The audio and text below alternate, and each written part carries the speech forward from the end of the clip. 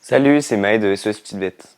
Nous avons déjà vu les observations sur la philosophie expérimentale de Margaret Cavendish. D'ailleurs, si vous voulez une présentation de cette philosophe anglaise, rendez-vous ici. Après avoir rédigé ce premier texte, Margaret y ajoute le texte que nous allons retrouver ici. Observations supplémentaires sur la philosophie expérimentale, accompagnées de réflexions sur quelques sujets principaux de la philosophie contemplative.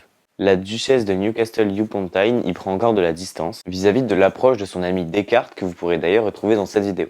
La philosophie expérimentale y prend une tournure plus fine autour de l'animal et de la nature. Expérimenter, intervenir sur l'objet d'étude, s'y teinte de la question du biais scientifique. Margaret va de plus en plus y préférer une philosophie contemplative, plus patiente et respectueuse de ses sujets d'étude.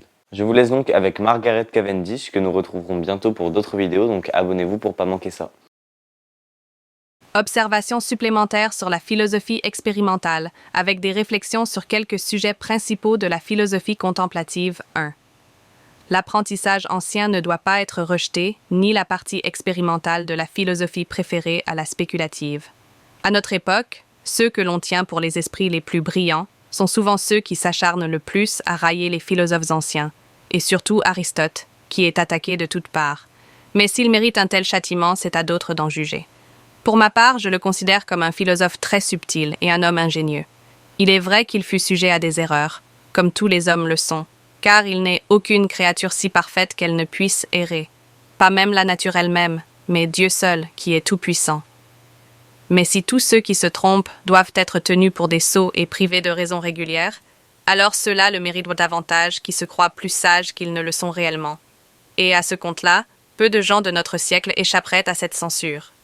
Quant aux opinions des philosophes anciens, condamnées par beaucoup de nos auteurs modernes, je les admire pour ma part grandement, car, bien qu'elles ne soient pas absolument parfaites, si nous les examinons correctement, nous trouverons qu'en bien des choses, elles s'approchent davantage de la vérité que celles de nombreux modernes. Car, assurément, les anciens avaient des perceptions rationnelles et sensibles aussi bonnes et aussi régulières que les nôtres, ainsi que des arts et des sciences aussi profitables, et le monde était aussi bien gouverné, et l'on vivait aussi heureusement dans les temps anciens que maintenant, voire davantage. Par exemple, combien le monde était-il bien gouverné, et combien florissait-il sous le règne d'Auguste? Que de bâtiments majestueux et de palais splendides la Rome antique pouvait alors montrer au monde lorsqu'elle était à l'apogée de sa grandeur. Les cèdres, l'or et bien d'autres richesses que Salomon utilisa pour la construction de ce temple magnifique, dont notre époque ne saurait offrir l'équivalent, lui furent apportées avec autant de sûreté depuis des pays étrangers que celles que nous faisons venir aujourd'hui par terre ou par mer. De plus, je ne doute pas qu'ils aient possédé des arts et des connaissances aussi utiles et profitables, ainsi que des artistes aussi habiles et ingénieux que ceux dont notre siècle se glorifie, sinon les mêmes, du moins des équivalents, et peut-être même de meilleurs, que l'injure du temps a fait disparaître, à notre grand désavantage. Il se peut qu'ils n'aient pas eu de microscope ni de télescope, mais je crois qu'ils étaient plus heureux de s'en passer, employant leur temps à des études plus profitables. Combien les Égyptiens étaient savants et ingénieux, les histoires anciennes nous l'enseignent suffisamment, et pourraient nous en apprendre bien davantage.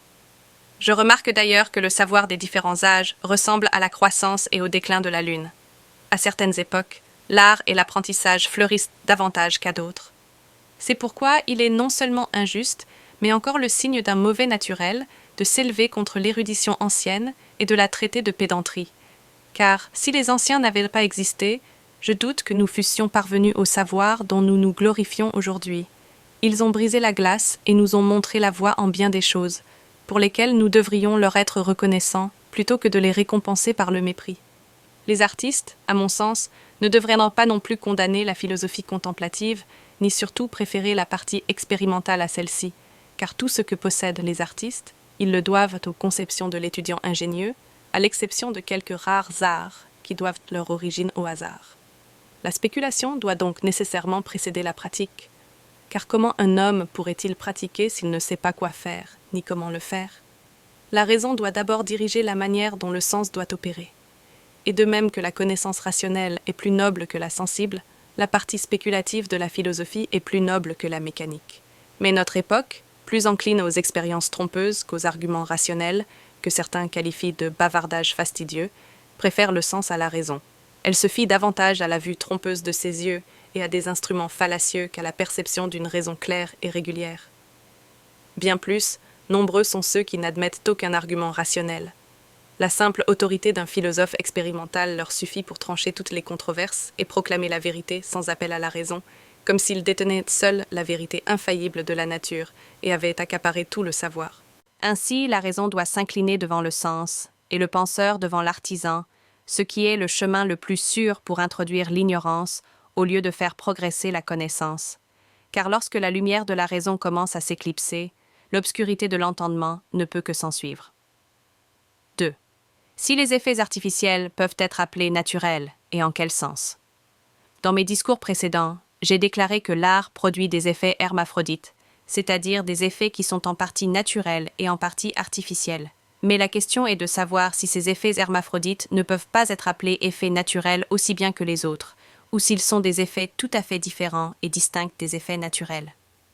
Je réponds que lorsque j'appelle les effets artificiels hermaphrodites, ou tels qu'ils ne sont pas naturels, je ne parle pas de la nature en général, comme s'ils étaient quelque chose d'autre que la nature, car l'art lui-même est naturel, et un effet de la nature, et il ne peut produire quoi que ce soit qui soit au-delà de la nature ou en dehors d'elle. C'est pourquoi les effets artificiels ne peuvent pas être exclus de la nature plus que n'importe quel effet ou créature ordinaire de la nature. Mais lorsque je dis qu'ils ne sont pas naturels, j'entends la nature particulière de chaque créature, selon son propre genre ou espèce.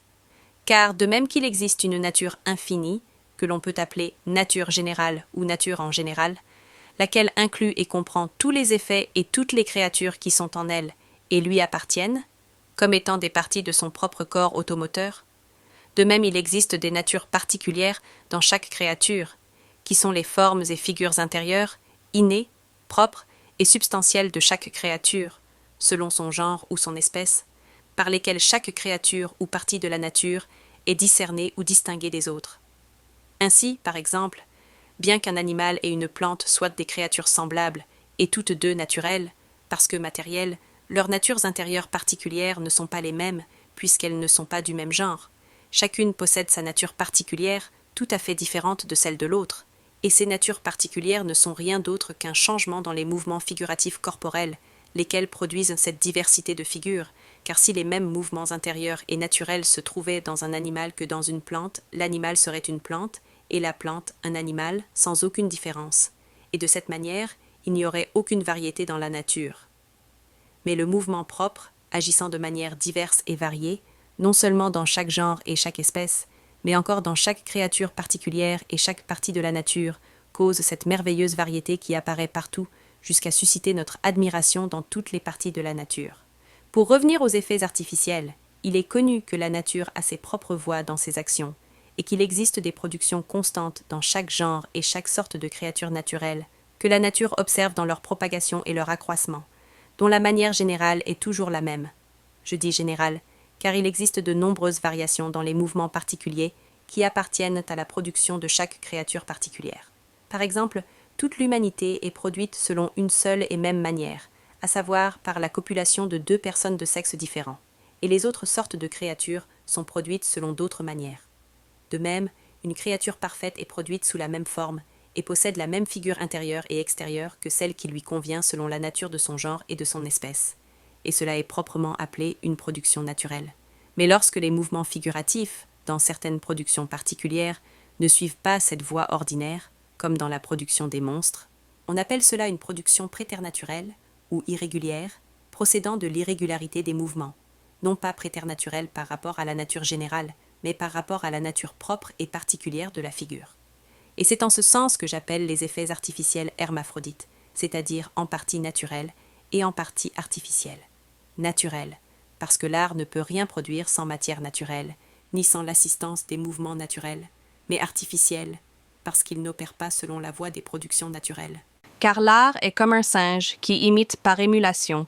Il produit des figures semblables à celles que produit la nature, mais il ne suit pas, et ne peut pas suivre, la même voie que la nature.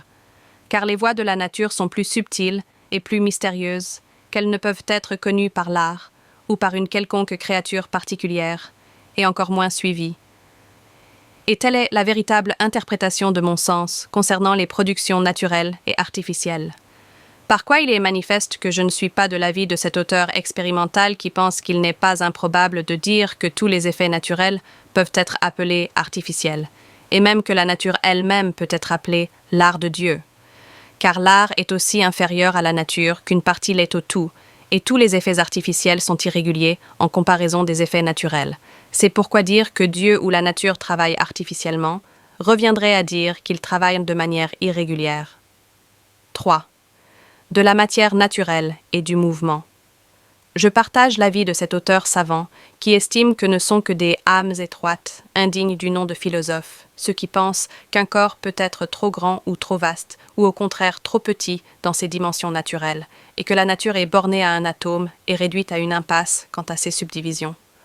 En vérité, s'il ne peut y avoir d'extrême dans l'infini, il ne peut pas non plus y en avoir dans la nature, et par conséquent, il ne peut y avoir ni le plus petit ni le plus grand, ni le plus fort ni le plus faible, ni le plus dur ni le plus mou, ni le plus rapide ni le plus lent, etc. dans la nature, car la nature est infinie dans ses actions comme dans ses parties, et n'a ni borne ni limite fixe.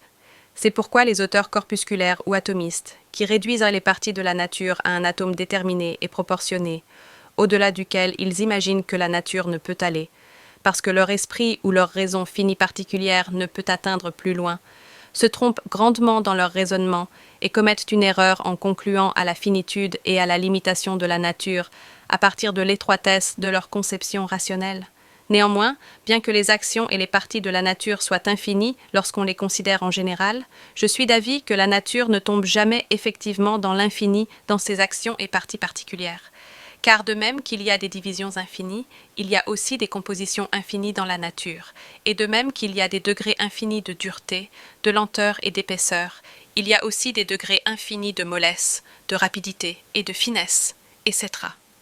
Ainsi, chaque mouvement ou action particulière de la nature est équilibré et contrebalancé par son opposé, ce qui empêche que la nature ne se perde dans l'infini dans ses particularités et produit la variété des figures naturelles, car bien que la matière infinie, en elle-même et dans son essence propre, soit simple et homogène, comme disent les savants, c'est-à-dire d'une même sorte et d'une même nature, et qu'elle soit par conséquent en paix avec elle-même, il existe néanmoins une opposition et une guerre perpétuelle entre les parties de la nature, où l'une prend parfois le dessus sur l'autre, et la domine soit par la force, soit par la ruse, et devient ainsi la cause de sa dissolution en une autre figure. Mais il n'existe aucune partie assez puissante pour réduire quoi que ce soit au néant ou pour le détruire entièrement en tant que matière.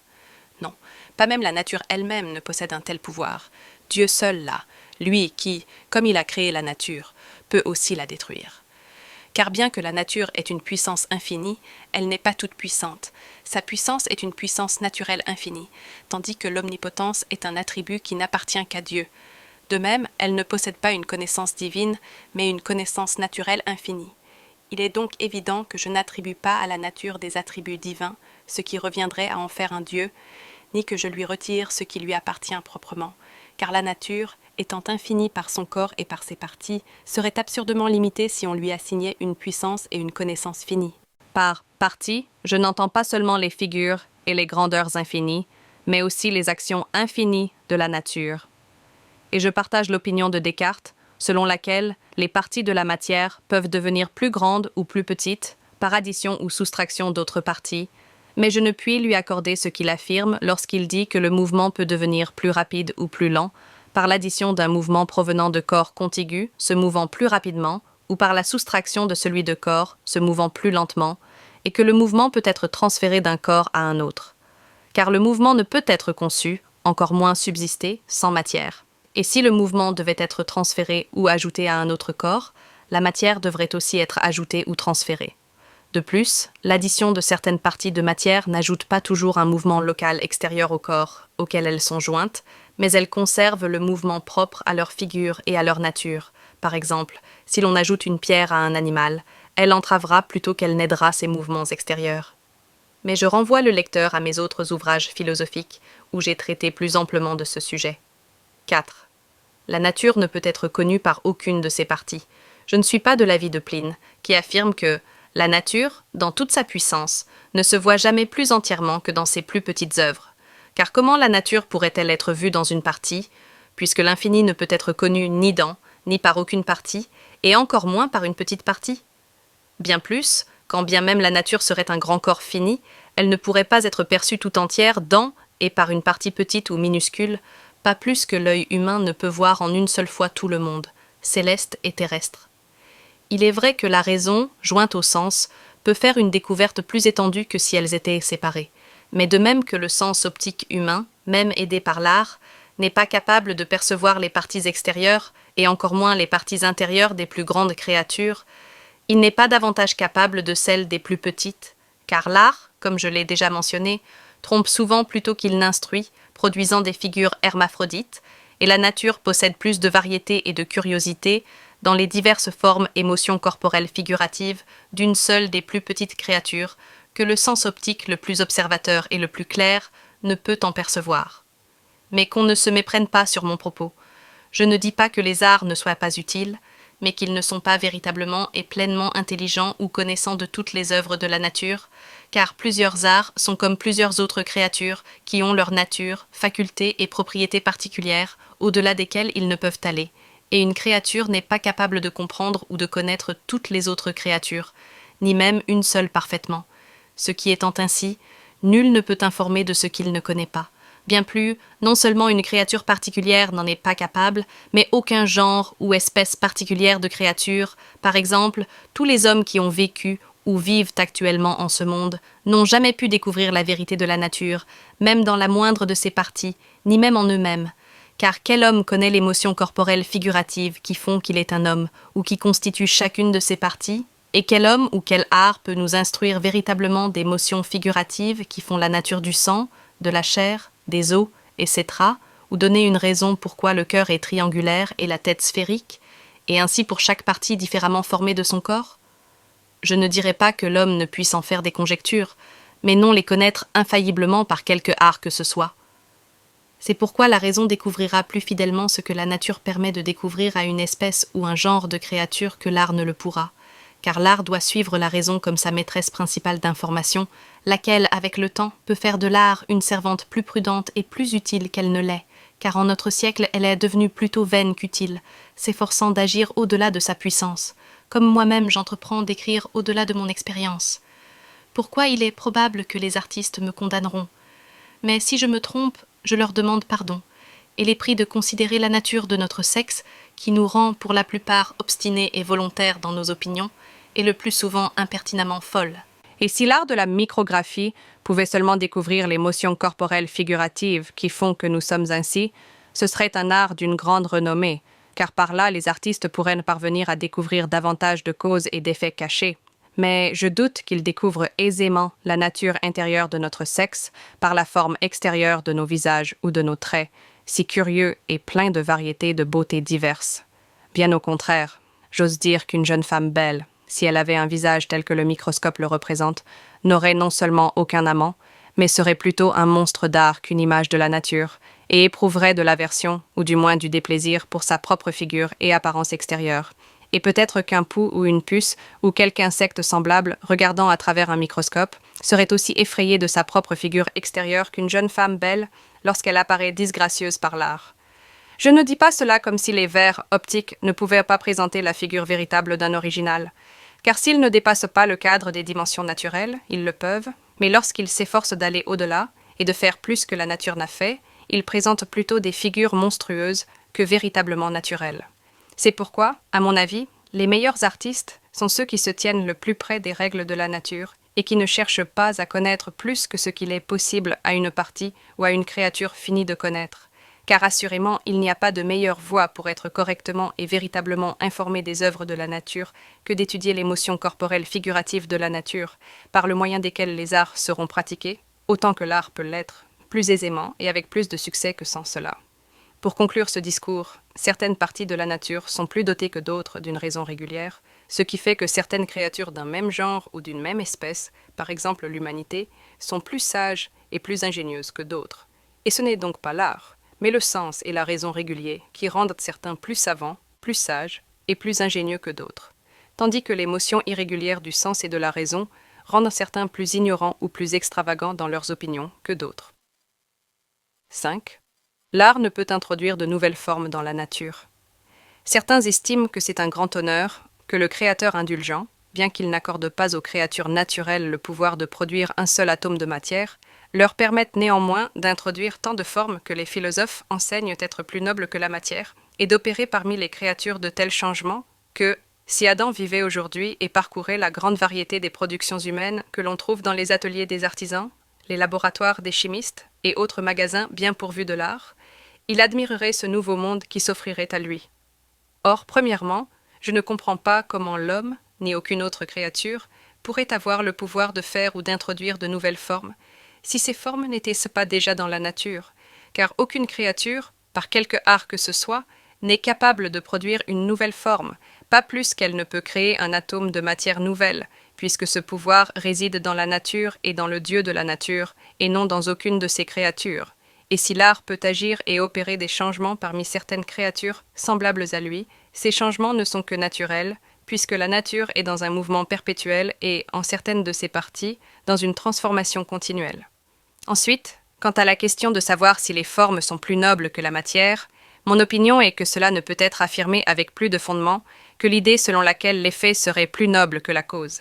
Et si une créature avait le pouvoir de faire des formes plus nobles que la matière elle-même, alors assurément cette créature serait au-dessus de la nature, et serait un créateur plutôt qu'une créature.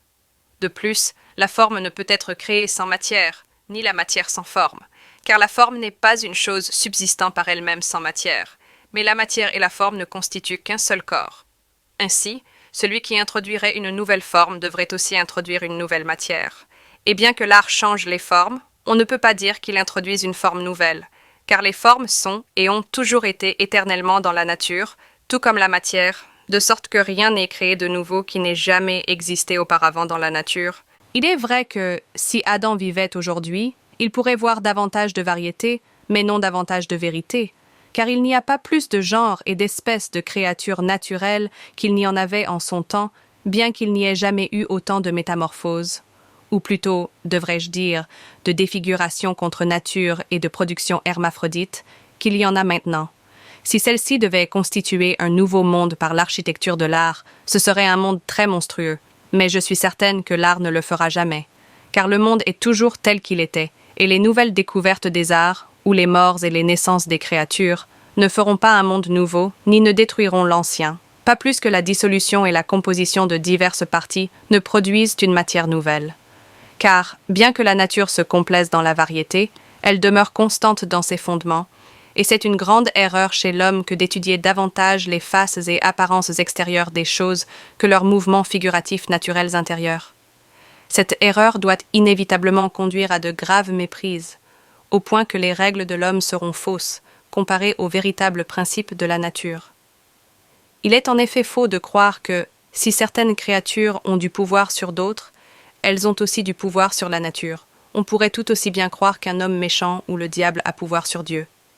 Car, bien qu'une partie puisse avoir pouvoir sur une autre, elle n'en a pas sur la nature, pas plus qu'un homme ne peut avoir pouvoir sur toute l'humanité. Un homme ou une créature peut dominer un autre au point de le faire quitter sa forme ou figure naturelle, c'est-à-dire de le faire mourir et se dissoudre, et ainsi se transformer en une autre figure ou créature. Mais il ne peut dominer toutes les créatures. Et même s'il le pouvait et le faisait, il ne serait pas un destructeur ou créateur absolu, mais seulement un transformateur faible et imparfait, ou plutôt un déformateur et malfaçonneur artificiel, incapable d'altérer le monde, bien qu'il puisse le désordonner. Mais assurément, de même qu'il y a toujours eu dans la nature un mouvement perpétuel qui produisait et dissoudrait les créatures, production et dissolution que l'on nomme naissance et mort. Il existe aussi un mouvement qui produit et dissout les arts, et c'est là l'action et l'œuvre ordinaire de la nature, qui se poursuivent encore, ne variant que selon les différentes manières ou modes de dissoudre et de composer. 6.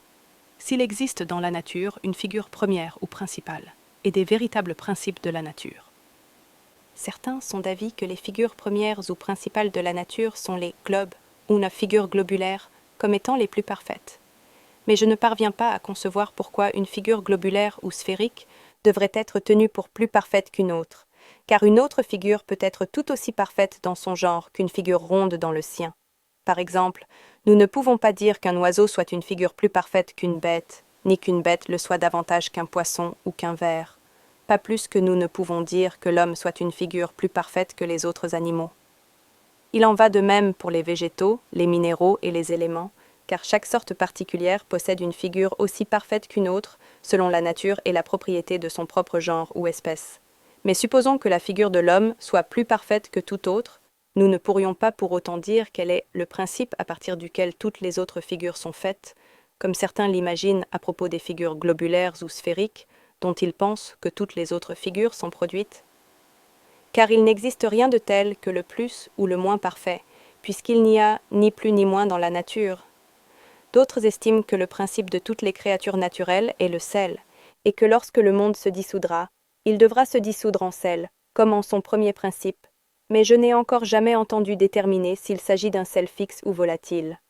D'autres encore sont d'avis que le premier principe de toutes les créatures est l'eau, ce qui, si c'était le cas, constituerait un grand obstacle à la conflagration du monde, car il se produirait alors tant d'eau qu'elle pourrait éteindre le feu. Mais si la nature infinie possède des parties infinies, et si ces parties infinies sont de figures infinies, alors assurément elles ne peuvent être confinées à une seule figure. Le sens et la raison prouvent que la nature est pleine de variétés, c'est-à-dire de mouvements figuratifs corporels, lesquels n'attribuent pas leur origine à un principe particulier unique, pas plus qu'ils ne s'achèvent en une seule figure ou créature particulière. Cependant, certains s'étonneront que je nie qu'aucune partie ou créature de la nature puisse avoir une suprématie sur les autres, ou être appelée première ou principale, alors même que je dis que la raison est la partie première de la nature. À cela, je réponds que, lorsque je dis qu'aucune créature de la nature ne peut être dite première ou principale, j'entends par là les effets naturels, c'est-à-dire les parties ou créatures naturelles composées. Par exemple, toutes ces créatures finies et particulières qui sont composées de vie, d'âme et de corps, c'est-à-dire de parties animées, tant rationnelles que sensibles, et de parties inanimées de la matière. Aucune de ces créatures composées n'a de supériorité ou de suprématie sur les autres, au point d'être le principe de toutes les autres créatures composées. Certains conçoivent l'eau comme ce principe, d'autres le feu, d'autres encore les 4 éléments pris ensemble comme des corps simples et les principes de toutes les créatures naturelles, et certains font des corps globuleux les figures les plus parfaites de toutes. Mais toutes ces choses n'étant que des effets et des particuliers finis, elles ne peuvent être les principes de leurs créatures semblables, ni de la nature infinie.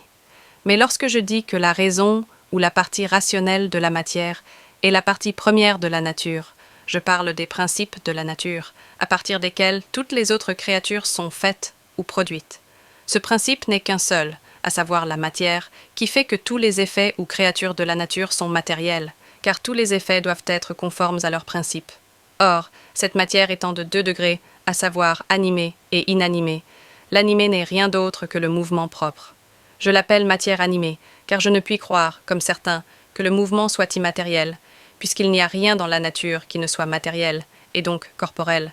Ainsi, le mouvement corporel propre, ou matière animée, est pour moi une seule et même chose. Cette matière animée est ensuite subdivisée en 2 degrés, le rationnel et le sensible. Le rationnel est l'âme, le sensible est la vie, et l'inanimé est le corps de la nature infinie.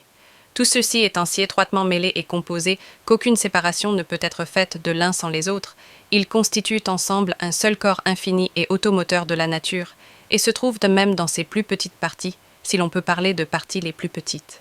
Ils sont donc à juste titre appelés les principes de la nature, parmi lesquels la matière animée rationnelle, ou le mouvement corporel propre, est le principal ordonnateur et surveillant, en tant que partie la plus active, subtile et pénétrante, tandis que la partie sensible est l'ouvrière. Quant à la partie inanimée de la matière, bien qu'elle n'ait pas de mouvement en elle-même, c'est-à-dire dans sa propre nature, elle est néanmoins, en vertu de son mélange avec la matière animée, ou plutôt avec ce mouvement corporel propre, à la fois mue et mouvante. Il convient en effet de bien observer que, bien que je distingue la matière animée et inanimée, rationnelle et sensible, je ne dis pas pour autant qu'il s'agisse de 3 matières distinctes et séparées, car de même qu'elles ne font qu'un seul corps de la nature, elles ne constituent qu'une seule matière. Comme je l'ai déjà dit, lorsque je parle de mouvement propre, je le nomme matière animée, afin d'éviter toute méprise, de peur que le mouvement propre ne soit pris pour immatériel. Car mon opinion est qu'il ne s'agit que d'une seule matière et d'un seul corps matériel de la nature. Et c'est là la différence entre la cause ou le principe et les effets de la nature. Négliger cette différence est la source de l'erreur de tant d'auteurs, qui attribuent aux effets ce qui appartient proprement à la cause, faisant de ces figures composées des parties animées et inanimées susmentionnées, qui ne sont pourtant que des effets, les principes de toutes les autres créatures. Cette erreur engendre de nombreuses confusions dans l'esprit des hommes et dans leurs écrits. Il se peut toutefois qu'on juge paradoxal ou absurde que je dise que la matière infinie consiste en deux parties, à savoir animée et inanimée, et que l'animé soit encore de 2 degrés, rationnel et sensible, au motif que le nombre 2 est fini, et qu'un nombre fini ne saurait constituer un tout infini, lequel, étant infini en grandeur, doit nécessairement aussi consister en parties infinies. À cela, je réponds que mon intention n'est pas de dire que la nature infinie est composée de 2 parties finies, mais qu'elle consiste en un mélange de matière animée et inanimée, lesquelles, bien qu'elles soient de 2 degrés ou parties, appelez-les comme vous voudrez, ne sont pas des parties séparées, mais forment un seul corps infini, de même que la vie, l'âme et le corps ne forment qu'un seul homme. Car la matière animée n'est, comme je l'ai dit auparavant, rien d'autre que le mouvement propre.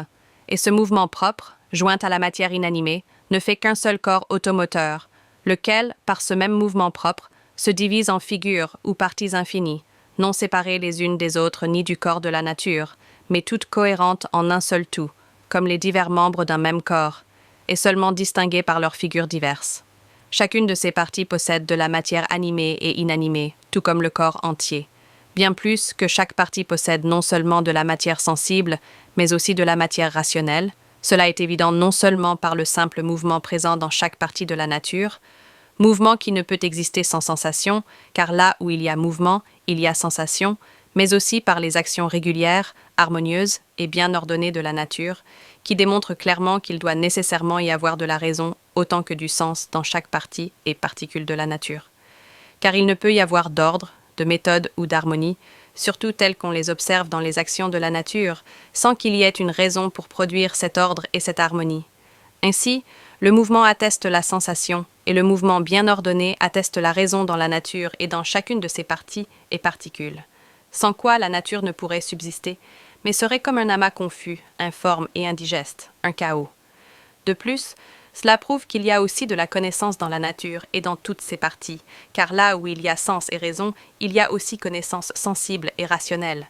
Il est en effet hautement improbable qu'un ensemble si exactement ordonné et harmonieux des actions infiniment variées de la nature soit dépourvu de toute connaissance, agissant et se mouvant, produisant, transformant, composant, dissolvant, etc., sans savoir comment, où ou pourquoi se mouvoir.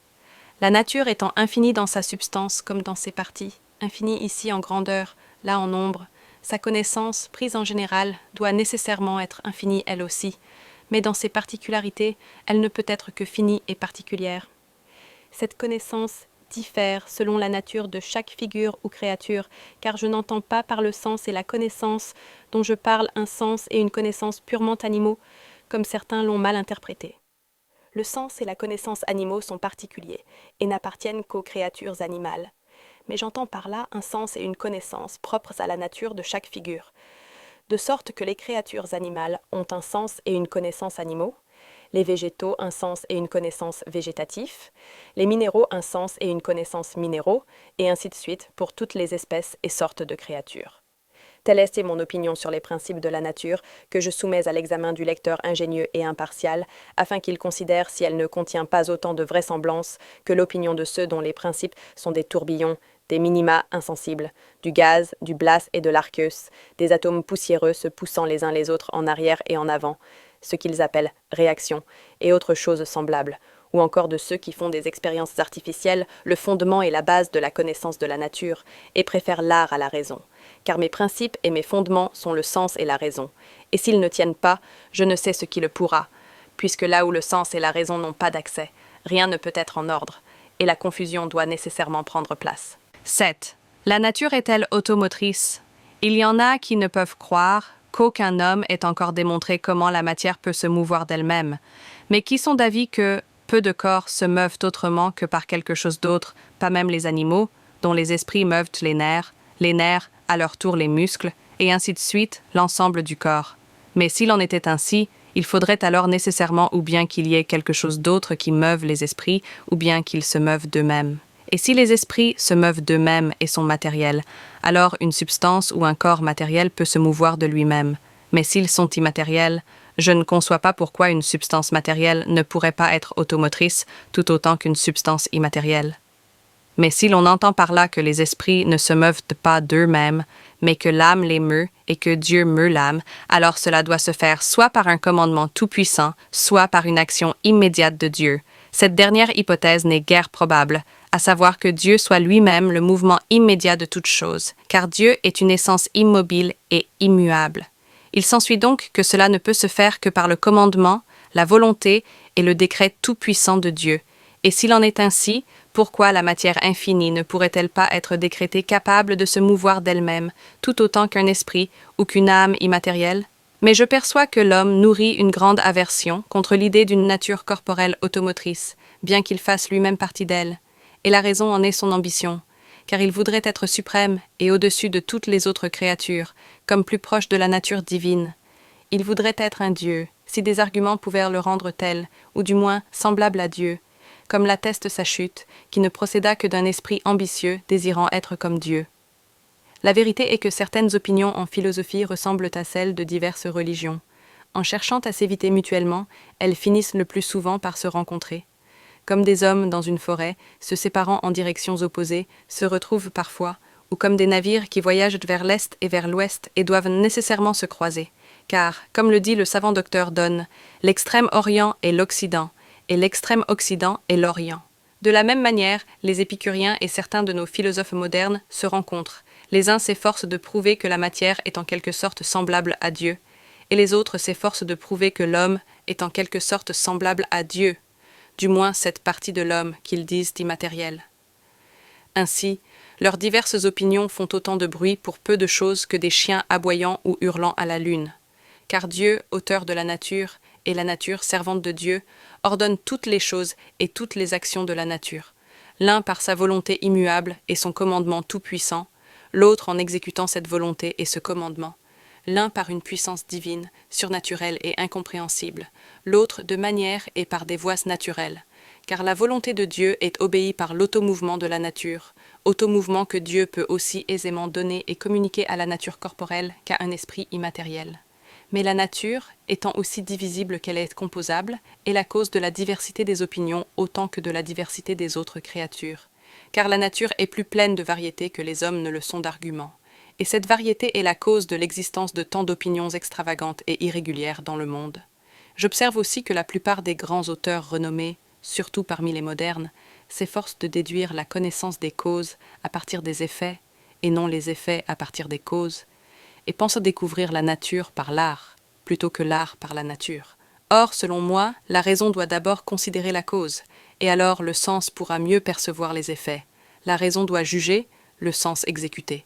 Car la raison est la partie première de la nature, en tant qu'elle est l'âme ou l'esprit corporel de la nature. Mais certains sont tellement épris de l'art qu'ils s'efforcent de prouver non seulement la nature, mais aussi la divinité, c'est-à-dire la connaissance de Dieu, par l'art, préférant ainsi l'art à la nature, alors que l'art n'est que l'enfant sot et contrefait de la nature. La raison en est que certaines parties de la nature, comme certains hommes, ne connaissant pas toutes les autres parties, croient qu'il n'y a point de raison, et bien peu de sens, en aucune partie de la nature, sinon en eux-mêmes, voire qu'il est irréligieux de dire qu'il y en a. Ils ne considèrent pas que Dieu est capable de donner sens et raison à la nature infinie, aussi bien qu'à une partie finie. Mais ceux-là sont plutôt irréligieux, qui croient que la puissance de Dieu est limitée, ou qu'elle n'est pas infinie. 8. Des esprits animaux. Je ne suis pas de l'avis de ceux qui placent la cause de toute sensation et de tout mouvement dans les esprits animaux, qu'ils appellent les particules les plus pures et les plus éthérées de tous les corps du monde, et le sommet même et la perfection de toutes les opérations de la nature. Car, à mon sens, les esprits animaux ne sont rien de plus que d'autres effets de la nature. Seulement, ils ne sont pas aussi grossiers que certains autres, mais constituent des parties d'une matière inanimée très pure, raffinée et rare, laquelle, étant mêlée aux parties de la matière animée et vivifiée par elle, devient extrêmement subtile et active.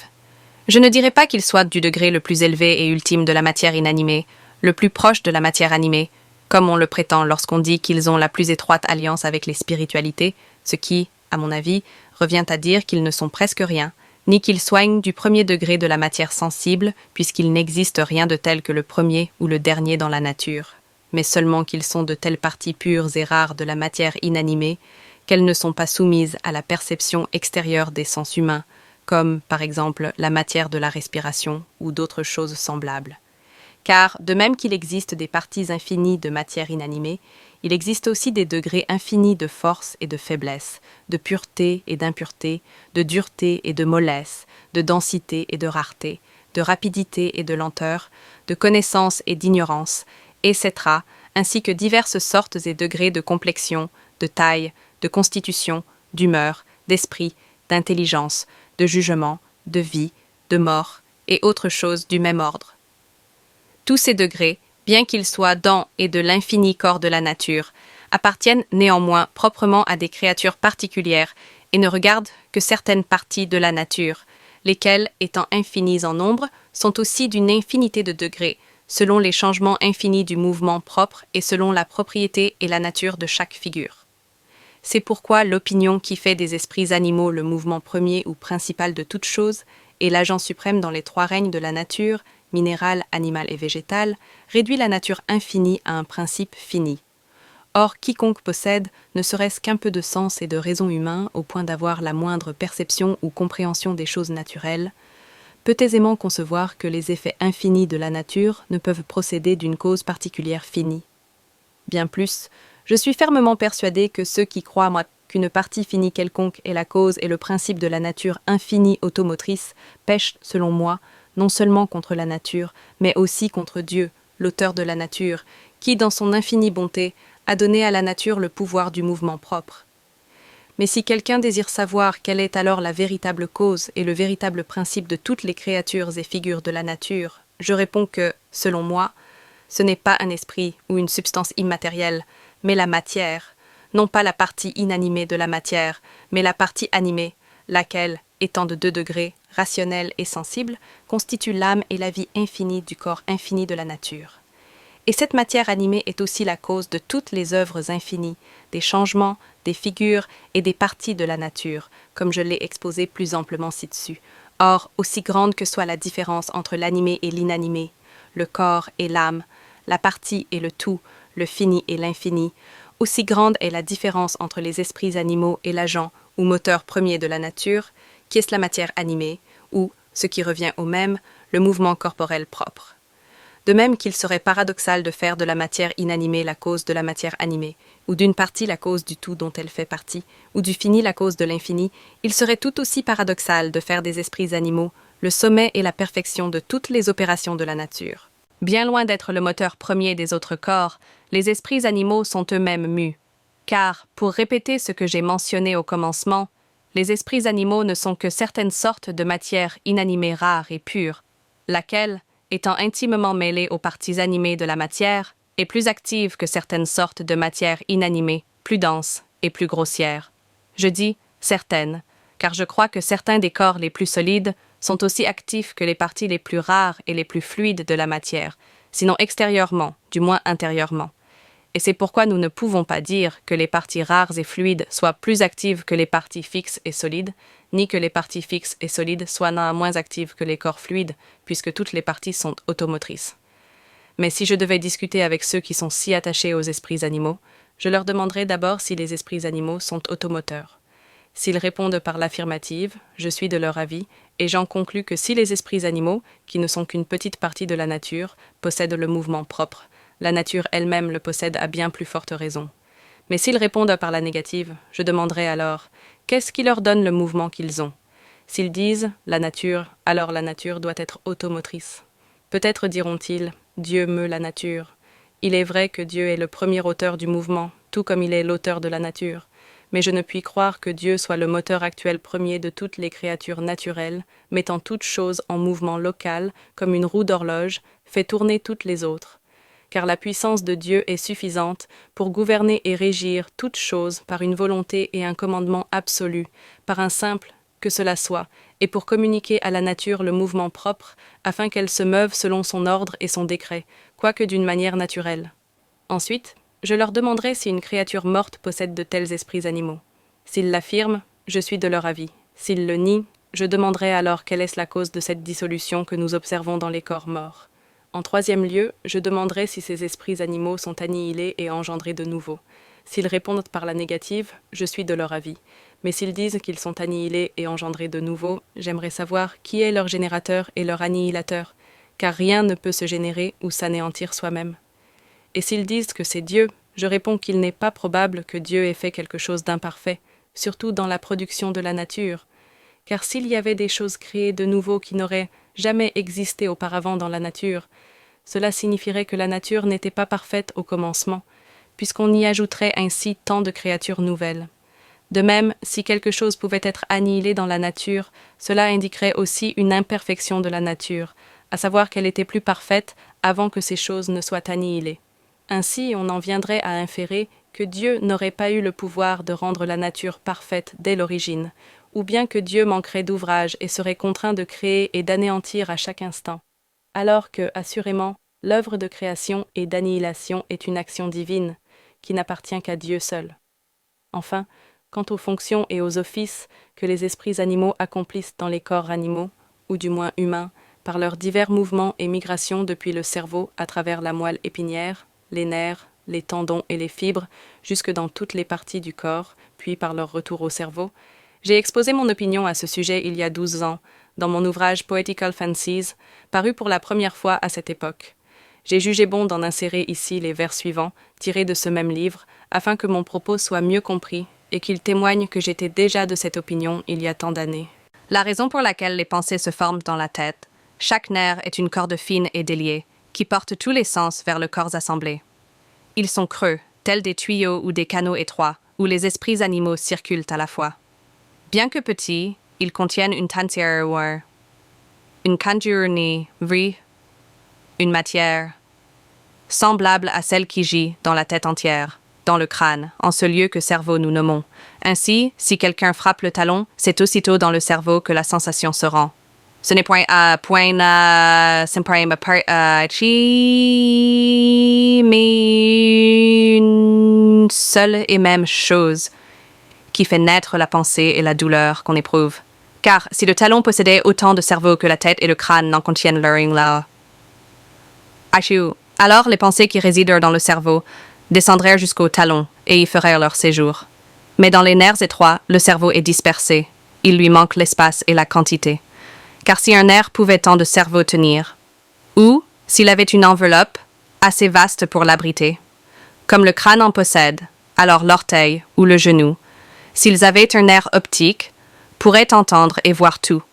Si les nerfs avaient place pour que l'imagination y prenne corps, des copies de veriduri, bikarki de veriker, bopaki berain, pourraient jaillir du talon encore, et encore du mouvement du sang.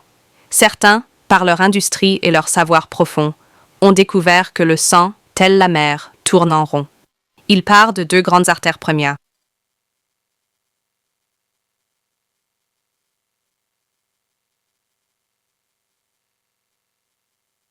Toutes les veines, puis revient en arrière. Les muscles, comme les marées, montent et décroissent, selon le cours que les esprits en eux choisissent. Les nerfs, tels de minces tuyaux, partent de la tête et se répandent partout dans le corps en conquête. Par eux, les esprits animaux sont transportés vers chaque membre, selon l'agencement des canaux tracés. Et de ces tuyaux nerveux, chaque sens reçoit sa part. De ces esprits purs qui nous font être ce que nous sommes, quelque part. 9. De la doctrine des sceptiques concernant la connaissance de la nature.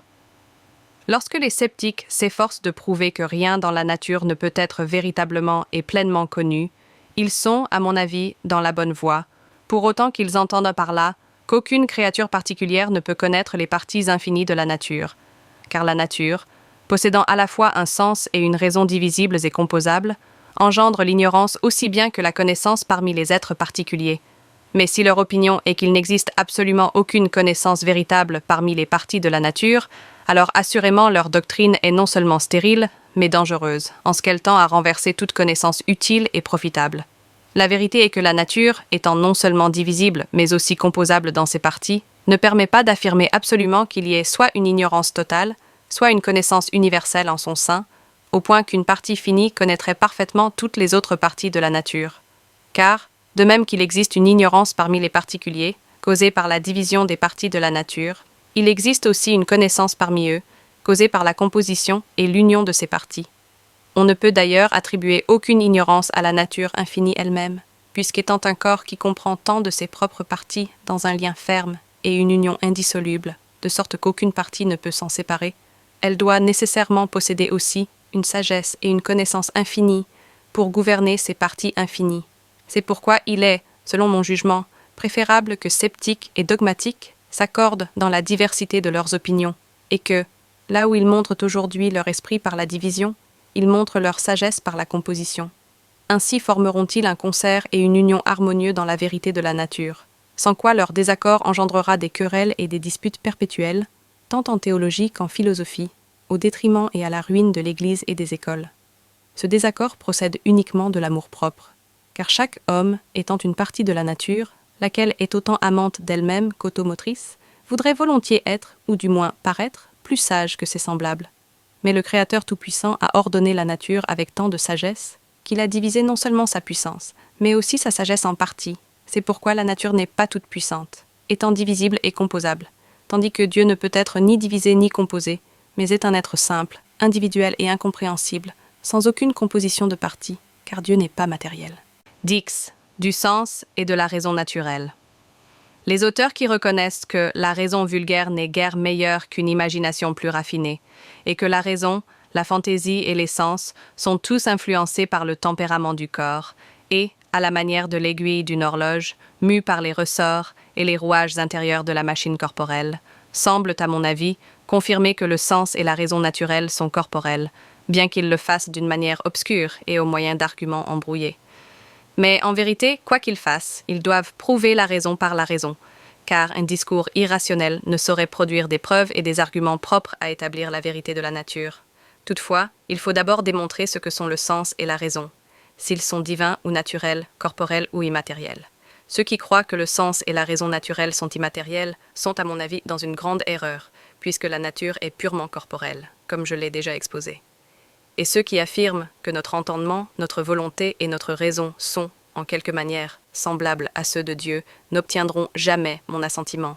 Car s'il existe une si grande différence entre l'entendement, la volonté et le décret de Dieu et ceux de la nature qu'aucune comparaison ne peut être établie entre eux, à plus forte raison, existe-t-il une différence infinie entre une partie de la nature, à savoir l'homme, et le Dieu tout-puissant et incompréhensible.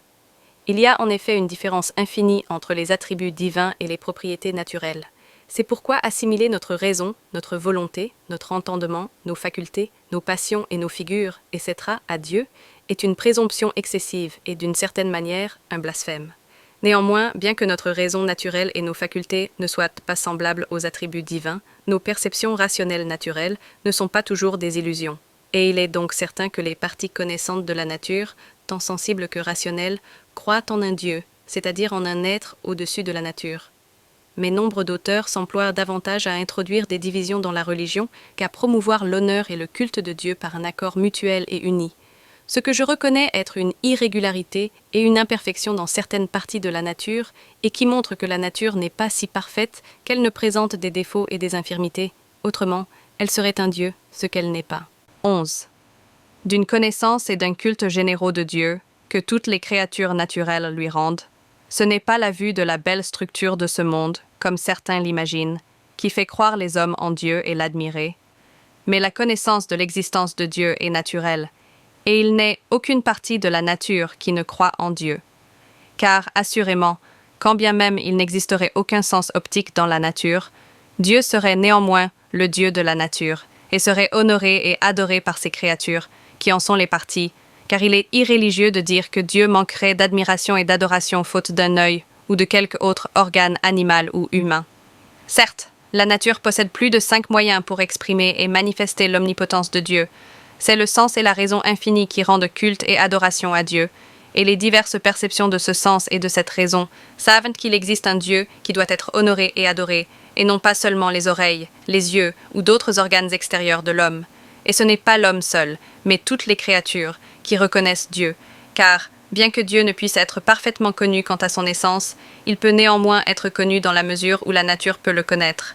Mais puisque la nature est divisible en ses parties, Chacune n'a qu'une connaissance particulière de Dieu, ce qui est la cause de la diversité des religions et des opinions au sein de ces religions, et la nature étant également composable, elle produit une conformité et une union de ces opinions et de ces religions dans la connaissance fondamentale, à savoir l'existence de Dieu.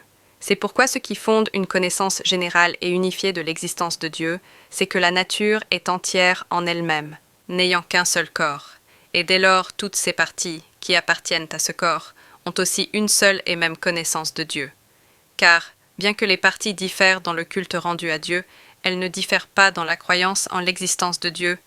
Non que Dieu puisse être parfaitement connu, ni par la nature, ni par aucune de ses parties, car Dieu est incompréhensible et au-dessus de la nature, mais il peut être connu dans la mesure où il est connaissable, à savoir son être, et le fait qu'il est tout-puissant, et que rien ne peut lui être comparé ni assimilé.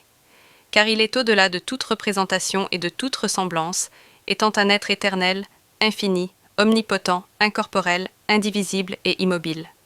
Ainsi, ce n'est pas une partie ou une créature contemplant une autre qui engendre la connaissance ou l'admiration de Dieu, mais l'âme et la vie de la nature, qui sont ses parties sensibles et rationnelles, et la nature étant la servante et l'adoratrice éternelle de Dieu, Dieu a aussi été éternellement honoré et adoré. Car assurément, l'adoration et le culte de Dieu n'ont pas de commencement dans le temps. Et Dieu ne saurait être adoré et honoré par lui-même, comme si une partie de lui adorait une autre, puisque Dieu est un être simple et indivisible, non composé de parties. C'est pourquoi, de même qu'il m'est impossible de croire qu'il n'existe pas de culte et d'adoration généraux de Dieu, il m'est également impossible de croire que Dieu n'ait pas été honoré et adoré de toute éternité, et que la nature ne soit pas éternelle. Car, bien que Dieu soit la cause de la nature, et la nature l'effet de Dieu, elle peut néanmoins être éternelle, puisqu'il n'est rien d'impossible à l'action de Dieu. En tant que cause éternelle, il est capable de produire un effet éternel, car, bien que cela soit contraire aux règles de la logique, cela n'est pas au-delà de la puissance de Dieu. 12. Du culte particulier rendu à Dieu par ceux qui sont son peuple élu et choisi. La philosophie naturelle est la principale de toutes les formes de connaissance, car elle sert de guide non seulement aux autres sciences et à tous les arts, mais encore à la connaissance divine elle-même. Elle enseigne en effet qu'il existe un être au-dessus de la nature, qui est Dieu, l'auteur et le maître de la nature, que toutes les créatures connaissent et adorent. Mais adorer Dieu d'une manière particulière, selon sa volonté et son commandement spécifique, requiert sa grâce particulière et des instructions divines, reçues d'une manière ou par une voie surnaturelle, que seules les créatures élues de Dieu connaissent, ou du moins croient, et que seule l'Église sainte doit expliquer et interpréter. La preuve que tous les hommes ne font pas partie de ce peuple élu et choisi de Dieu est qu'il ne peut y avoir qu'une seule vraie religion, et qu'il existe pourtant tant d'opinions diverses et différentes au sein de cette religion. C'est pourquoi la vérité ne se trouve que chez certains, à savoir ceux qui servent véritablement Dieu, selon sa volonté et son commandement particulier, tant dans leurs croyances que dans leurs actions, conformément à ce qu'il a bien voulu révéler et ordonner dans sa sainte parole. Et je prie Dieu, dans son infinie miséricorde, de m'accorder la grâce d'être de ce nombre, ce dont je ne doute point, tant que je suivrai l'enseignement de notre Église bénie, dans laquelle j'ai été élevé. Il est vrai que beaucoup de personnes sont fort troublées au sujet du libre arbitre et de la prédestination, se plaignant que l'Église chrétienne soit si divisée sur cet article qu'elle ne parviendra jamais à s'accorder dans une croyance unie à ce sujet, ce qui est la cause du trouble de tant de conscience, voire, chez certains, du désespoir. Mais je crois fermement que si l'homme aime Dieu de toute son âme et de toute sa force, s'il prie pour obtenir ses grâces salutaires, s'il n'offense aucune créature lorsque les offenses peuvent ou doivent être évitées, et s'il suit uniquement les enseignements de l'Église sainte, sans chercher à interpréter la parole de Dieu selon sa propre fantaisie ou son imagination vaine, mais en priant avec ferveur, en croyant sans aucun doute, et en vivant vertueusement et pieusement, il peut difficilement tomber dans le désespoir, à moins qu'il n'y soit disposé et incliné par les irrégularités de la nature, au point de ne pouvoir l'éviter. Mais je rends très humblement grâce au Dieu Tout-Puissant de ce que ma conscience est en paix et en tranquillité, le suppliant, dans sa miséricorde, d'accorder la même chose à tous les hommes. 13. De la connaissance de l'homme. Certains auteurs philosophiques discourent abondamment sur la connaissance de l'homme et sur l'ignorance de toutes les autres créatures. Mais j'ai suffisamment exprimé mon opinion à ce sujet, non seulement ici, mais encore dans mes autres ouvrages philosophiques, à savoir que je crois que les autres créatures ont autant de connaissances que l'homme, et que l'homme en a autant dans son genre que toute autre créature particulière dans le sien, Mais leur connaissance étant différente, en raison de la diversité de leurs natures et de leurs figures, cela engendre une ignorance réciproque de la connaissance des uns et des autres. Bien plus, la connaissance des autres créatures fournit souvent des informations à l'homme. Ainsi, par exemple, les Égyptiens savent jusqu'à quelle hauteur le Nil montera en observant si le crocodile construit son nid plus haut ou plus bas, ce qui montre que ces créatures prévoient ou connaissent à l'avance davantage que l'homme ne le peut. De même, de nombreux oiseaux prévoient l'arrivée d'une tempête et se mettent à l'abri avant qu'elle ne survienne, et l'on pourrait donner des exemples semblables concernant plusieurs autres espèces d'animaux, dont la connaissance procède soit de perceptions sensibles, soit d'observations rationnelles, soit des deux à la fois. Et s'il existe une telle diversité dans la connaissance rationnelle et sensible d'un même genre de créatures, à savoir les animaux, il en existe bien davantage encore dans tous les autres genres, comme les végétaux, les minéraux, les éléments, et ainsi dans toutes les œuvres de la nature. C'est pourquoi celui qui dira qu'il n'existe de connaissance qu'en l'homme, du moins dans le règne animal, dit, à mon avis, plus qu'il ne pourra jamais prouver. Bien au contraire, la vérité opposée est si manifeste qu'elle ne souffre aucune contestation. Mais l'homme, par amour de soi et par orgueil présomptueux, parce qu'il se croit le chef de toutes les créatures et pense que le monde entier a été fait pour lui, s'imagine aussi que toutes les autres créatures sont ignorantes, lourdes, stupides, insensibles et irrationnelles, et que lui seul est sage, savant et intelligent. Sur ce fondement, certains croient que l'homme est tenu et destiné à prier Dieu pour toutes les autres créatures, comme si elles n'étaient pas capables de prier pour elles-mêmes, à la manière d'un pasteur tenu de prier pour son troupeau. Mais en vérité, si le pasteur devait être le seul à prier, et que ses brebis ne prient point, mais persistent dans leurs péchés, je doute que ses prières aient beaucoup d'effet. C'est pourquoi il est préférable que leurs prières et leurs supplications soient jointes. Il en va de même pour toutes les autres créatures, car la connaissance et la dévotion seules du genre humain ne sauraient ni profiter aux autres créatures si celles-ci étaient ignorantes et incapables de connaître, d'admirer, d'adorer et de rendre un culte à Dieu par elles-mêmes. Ainsi, aucun homme, avec toute la force de la logique, ne pourra jamais prouver qu'il soit le chef au-dessus de toutes les autres créatures, ni qu'il soit le seul à connaître et à adorer Dieu, à l'exclusion de toute autre créature naturelle, car il est hors de doute que les autres créatures, chacune dans son genre, sont aussi savantes et intelligentes que l'homme dans le sien. 14. Un philosophe naturel ne peut être athée. Je m'étonne que certains de nos auteurs savants puissent imaginer que ceux qui étudient la raison et la philosophie puissent en faire le prétexte à des pratiques licencieuses et à leur mépris secret de la religion, et qu'ils considèrent comme une marque d'esprit et de galanterie d'être athées, et qu'être philosophe consiste en l'athéisme, alors que la raison et la philosophie sont le seul chemin qui nous conduit à la connaissance naturelle de Dieu. En effet, il serait aussi absurde de dire que la raison et la philosophie conduisent à l'athéisme que de dire que la raison n'est pas raison. Car la raison est la partie la plus savante et la plus sage de la nature, et la principale connaissance de la nature est de savoir qu'il existe un Dieu. Ainsi, ceux qui argumentent de cette manière raisonnent sans raison, et en traitant les autres de têtes faibles et d'imbéciles, ils prouvent eux-mêmes leur irrationalité. Mais je vois que leur hypothèse repose sur un fondement faux, car ils pensent que l'explosion des substances immatérielles et la prérogative illimitée de la matière doivent nécessairement conduire à l'athéisme. Et il appartient aux hommes rationnels de juger si cela ne montre pas plutôt une tête faible, comparée à ceux qui croient qu'aucune substance immatérielle n'existe dans la nature. Car il est évident que, par cette idée, ils font des substances immatérielles des dieux, en concluant que celui qui ne croit en aucune substance immatérielle dans la nature est un athée. Ainsi, en déclarant les autres athées, ils commettent eux-mêmes un blasphème. Celui qui fait d'une créature un dieu pêche autant, sinon davantage, que celui qui ne croit en aucun dieu. Quant à la prérogative illimitée de la matière, je ne vois aucune raison pour laquelle les hommes devraient s'en scandaliser. Pourquoi les substances immatérielles auraient-elles plus de prérogatives que les substances matérielles ? En vérité, sur le même fondement, je peux conclure à la prérogative de la matière, tout comme il conclut à la prérogative des esprits, car les deux ne sont que des créatures, et dans ce cas, l'une n'a pas plus de prérogatives que l'autre. Dieu pourrait faire qu'un être matériel se meut par lui-même, tout comme il pourrait créer un néant matériel. Néanmoins, bien que la matière soit automotrice, elle n'a ni la puissance omnipotente propre à Dieu, ni aucun attribut divin, mais elle possède une puissance naturelle infinie, c'est-à-dire la capacité de produire des effets infinis en elle-même, par des changements infinis de mouvement. Cela n'implique pas que la nature soit au-dessus de Dieu ou qu'elle soit semblable à Dieu, car je ne dis pas que la nature possède sa puissance automotrice par elle-même ou par hasard, mais qu'elle la tient de Dieu, l'auteur de la nature. Ce fait prouve que Dieu doit nécessairement être au-dessus de la nature, bien que celle-ci soit infinie et éternelle. Ces propriétés n'enlèvent rien aux attributs de Dieu, puisque la nature est naturellement infinie, c'est-à-dire infinie en quantité et en partie, tandis que Dieu est infini spirituel, surnaturel et incompréhensible.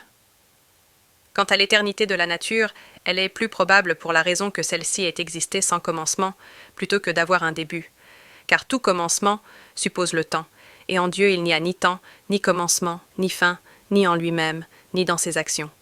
Si Dieu est de toute éternité, ses actions le sont également, dont la principale est la production ou la création de la nature. Ainsi, la raison naturelle peut concevoir que la nature est le serviteur éternel de Dieu. Mais comment elle a été produite depuis toute éternité, aucune créature particulière ou finie n'en est capable, car non seulement Dieu mais aussi la nature sont infinies, et une créature finie ne peut avoir aucune idée ou conception de l'infini. 15. De l'âme rationnelle de l'homme. Parmi toutes les opinions concernant l'âme naturelle de l'homme, celle que je préfère est celle qui affirme que l'âme est une substance automotrice. Mais j'ajoute qu'il s'agit d'une substance matérielle automotrice, car l'âme de l'homme fait partie de l'âme de la nature, et l'âme de la nature est matérielle. Je parle ici uniquement de l'âme naturelle, non de l'âme divine de l'homme, que je laisse à l'Église. Cette âme naturelle, autrement appelée raison, n'est rien d'autre que le mouvement naturel corporel automoteur, ou une particule de la partie la plus pure, subtile et active de la matière, que j'appelle matière animée. Cette matière animée est la vie et l'âme de la nature, et par conséquent de l'homme et de toutes les autres créatures, car il est inconcevable que l'homme soit la seule créature à participer de cette âme de la nature, et que toutes les autres parties de la nature, ou la plupart d'entre elles, soient sans âme ou irrationnelles, bien qu'elles soient communément appelées ainsi, et même crues telles.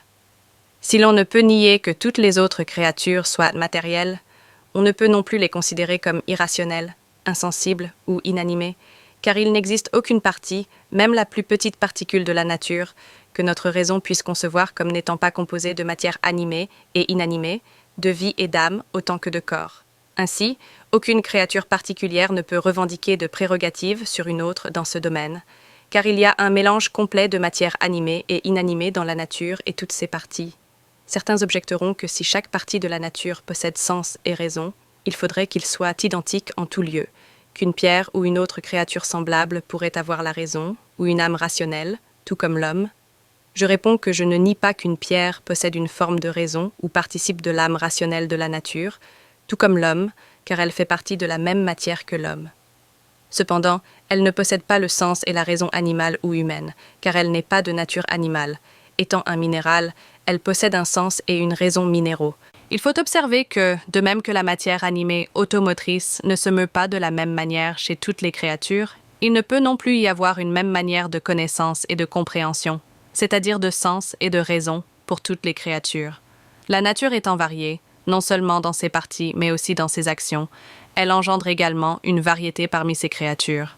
D'où viennent tant de types, sortes et individus différents de créatures naturelles, distinctes les uns des autres. Bien qu'ils partagent le même principe général et universel de la nature, la matière automotrice, ils diffèrent dans leurs natures intérieures, figures et propriétés particulières. Ainsi, bien qu'il existe sens et raison, qui ne sont pas seulement un mouvement, mais un mouvement automoteur régulier et bien ordonné, apparent dans les merveilleuses et variées productions, générations, transformations, dissolutions, compositions et autres actions de la nature, il n'existe aucune figure ou créature qui possède exactement le même sens et la même raison qu'une autre. Une pierre ne peut donc ressentir la douleur comme un animal, ni être qualifiée de aveugle parce qu'elle n'a pas d'yeux.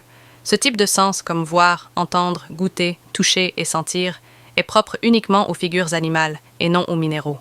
Ainsi, ceux qui concluent à l'absence de tout sens et mouvement sur la base de l'absence de sens animal et d'organes sensibles, comme en affirmant qu'une pierre devrait se retirer sous le passage d'un chariot ou qu'un morceau de fer devrait se soustraire au marteau d'un forgeron, se trompent, selon moi, sur les règles de la logique naturelle. Même si je ne connais pas toutes les subtilités de leurs arguments, je suis sûr de pouvoir établir une démonstration plus solide selon la logique naturelle. Pour illustrer que cette différence de sens et de raison n'est ni impossible ni improbable, on peut observer la diversité des créatures, éléments, végétaux, minéraux et animaux, principale distinction de ceux soumis à nos perceptions sensibles. Quelle variété et quelle différence observe-t-on tant dans leurs figures extérieures que dans leurs natures intérieures? Même les philosophes anciens et modernes, qui imaginaient certains éléments comme corps simple et principe de toutes les autres créatures, constatent cette diversité. Par exemple, dans les éléments, quelle différence entre la terre lourde et contractée et l'air léger et expansif? Entre l'eau fluide et le feu montant? Il serait impossible de considérer toutes les natures différentes des créatures accessibles à nos sens extérieurs. Et pourtant, qui oserait nier que toutes consistent en matière et sont matérielles? La matière infinie n'est pas comme un simple bloc d'argile dont aucune figure ne pourrait être faite. La matière naturelle n'a pas de limite aussi étroite et n'est pas contrainte de produire toutes les créatures de manière identique.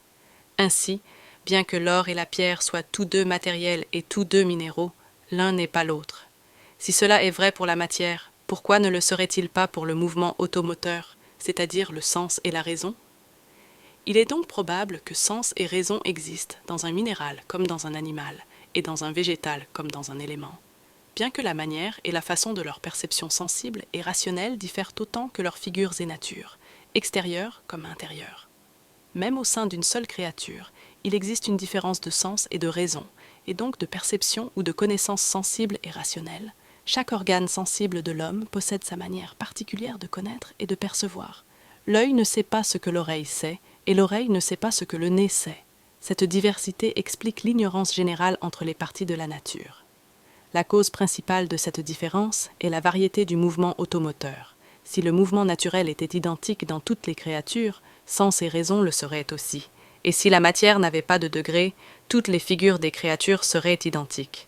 Pourtant, cette variété de mouvements ne cause ni absence de mouvement ni absence de sens et de raison, et la variété des figures n'implique pas absence de matière, mais seulement une différence entre les parties de la nature, toutes étant néanmoins automotrices, sensibles, rationnelles et matérielles. Là où il y a matière naturelle, il y a mouvement automoteur, et donc sens et raison. C'est ainsi que nous pouvons comprendre les actions de la nature et expliquer tous les phénomènes. Il est remarquable que tant de philosophes éminents et savants aient été et soient encore perplexes quant à l'âme rationnelle naturelle de l'homme. Certains la considèrent comme une lumière, d'autres comme une entéléchie, d'autres ne savent pas quoi, certains comme la quintessence des 4 éléments, d'autres comme terre et eau, d'autres encore comme feu, sang, complexion chaude, air chauffé et dispersé, esprit immatériel, et certains comme rien. Toutes ces opinions semblent d'autant plus étranges que leurs auteurs sont réputés sages. Mais cela montre surtout la grande variété et différence des connaissances sensibles et rationnelles et l'ignorance qui existe entre les parties de la nature. Si des créatures du même type, comme les hommes, ont tant de perceptions différentes, que dire de toute la nature? La nature infinie est sage et ne permet pas qu'une seule de ses parties en sache plus que ne le requiert sa nature particulière et, prenant plaisir à la variété, elle ordonne ses œuvres en conséquence. 16. Les parties animales séparées de leur corps ont-elles la vie? Certains se demandent si les parties séparées des corps animaux conservent la vie. Mais, selon moi, toutes les parties de la nature ont la vie, chacune selon la propriété de sa figure, et toutes les parties d'un animal possèdent une vie et un mouvement animaux tant qu'elles font partie du corps de l'animal. Cependant, si elles sont séparées du corps auquel elles appartenaient, bien qu'elles conservent la vie, elles ne conservent pas la vie animale, car leur mouvement naturel se transforme selon une autre figure lorsqu'elles sont séparées. Ainsi, les parties qui auparavant avaient vie et mouvements animaux possèdent alors un type de vie et de mouvement propre et naturel à la figure dans laquelle elles sont transformées. Certaines parties séparées de certaines créatures conservent plus longtemps la vie de la figure composée dont elles faisaient partie que d'autres, selon que les mouvements de dissolution et de transformation sont plus lents ou plus rapides. Par exemple, chez certaines plantes et certains arbres, si leurs branches ou rameaux sont coupés d'un tronc vivant, ces branches ou rameaux restent souvent vivants, selon la nature de la figure dont elles faisaient partie pendant un certain temps. Même si elles sont plantées, elles peuvent croître pour reproduire la figure du tronc d'origine, ou si elles sont greffées sur un autre tronc, elles deviennent en partie de la nature du tronc d'origine et en partie de la nature du tronc sur lequel elles ont été greffées. Cependant, je ne vois pas que les animaux puissent faire de même. Je me demande, par exemple, si le bras d'un homme, coupé de son corps et greffé sur le corps d'un autre homme, pourrait croître, conserver sa forme et sa figure naturelle, continuer d'être un bras et recevoir la nourriture du corps auquel il est joint. Néanmoins, je ne rejette pas cette possibilité avec empressement, considérant que la nature est très différente et variée, tant dans ses productions que dans ses modes de nutrition, et qu'elle est si diverse que cela peut déconcerter, voire confondre, la partie ou la créature la plus sage de la nature en cherchant à en percer tous les secrets. 17. De la rate. Concernant la rate d'une créature animale et la possibilité de l'enlever artificiellement pour refermer ensuite le corps sans détruire la figure animale, comme certains le supposent peut-être, je ne suis pas assez habile pour en juger avec certitude. Je peux seulement dire que toutes les parties du corps d'un animal ne sont pas également nécessaires à la vie. Certaines sont plutôt utiles que strictement indispensables. Je ne sais pas non plus avec précision si la rate fait partie des parties vitales principales ou essentielles.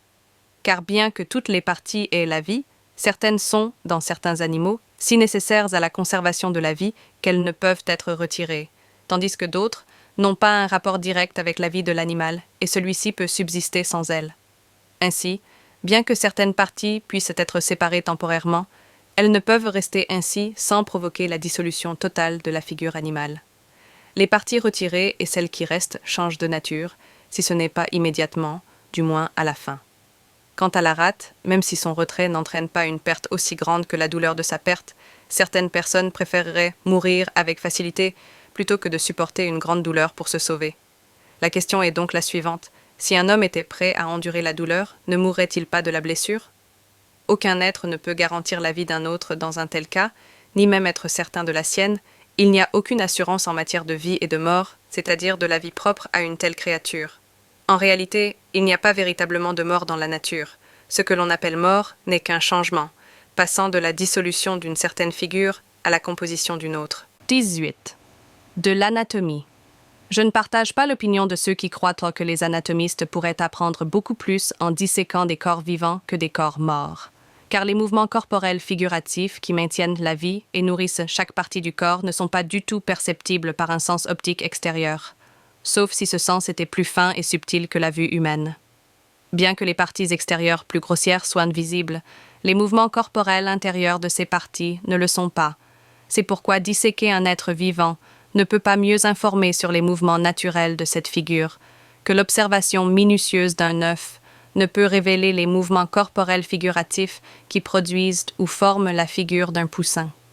Les instruments optiques artificiels n'apportent aucun avantage à cet égard, car la nature est si subtile, obscure et variée qu'aucun type ou sorte de créature ne peut retracer ou connaître ses voies.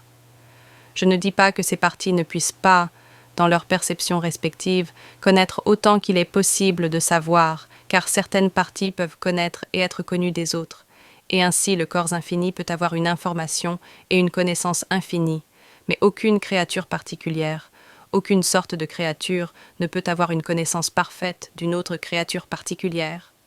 Elle doit se contenter d'une connaissance imparfaite, c'est-à-dire une connaissance partielle.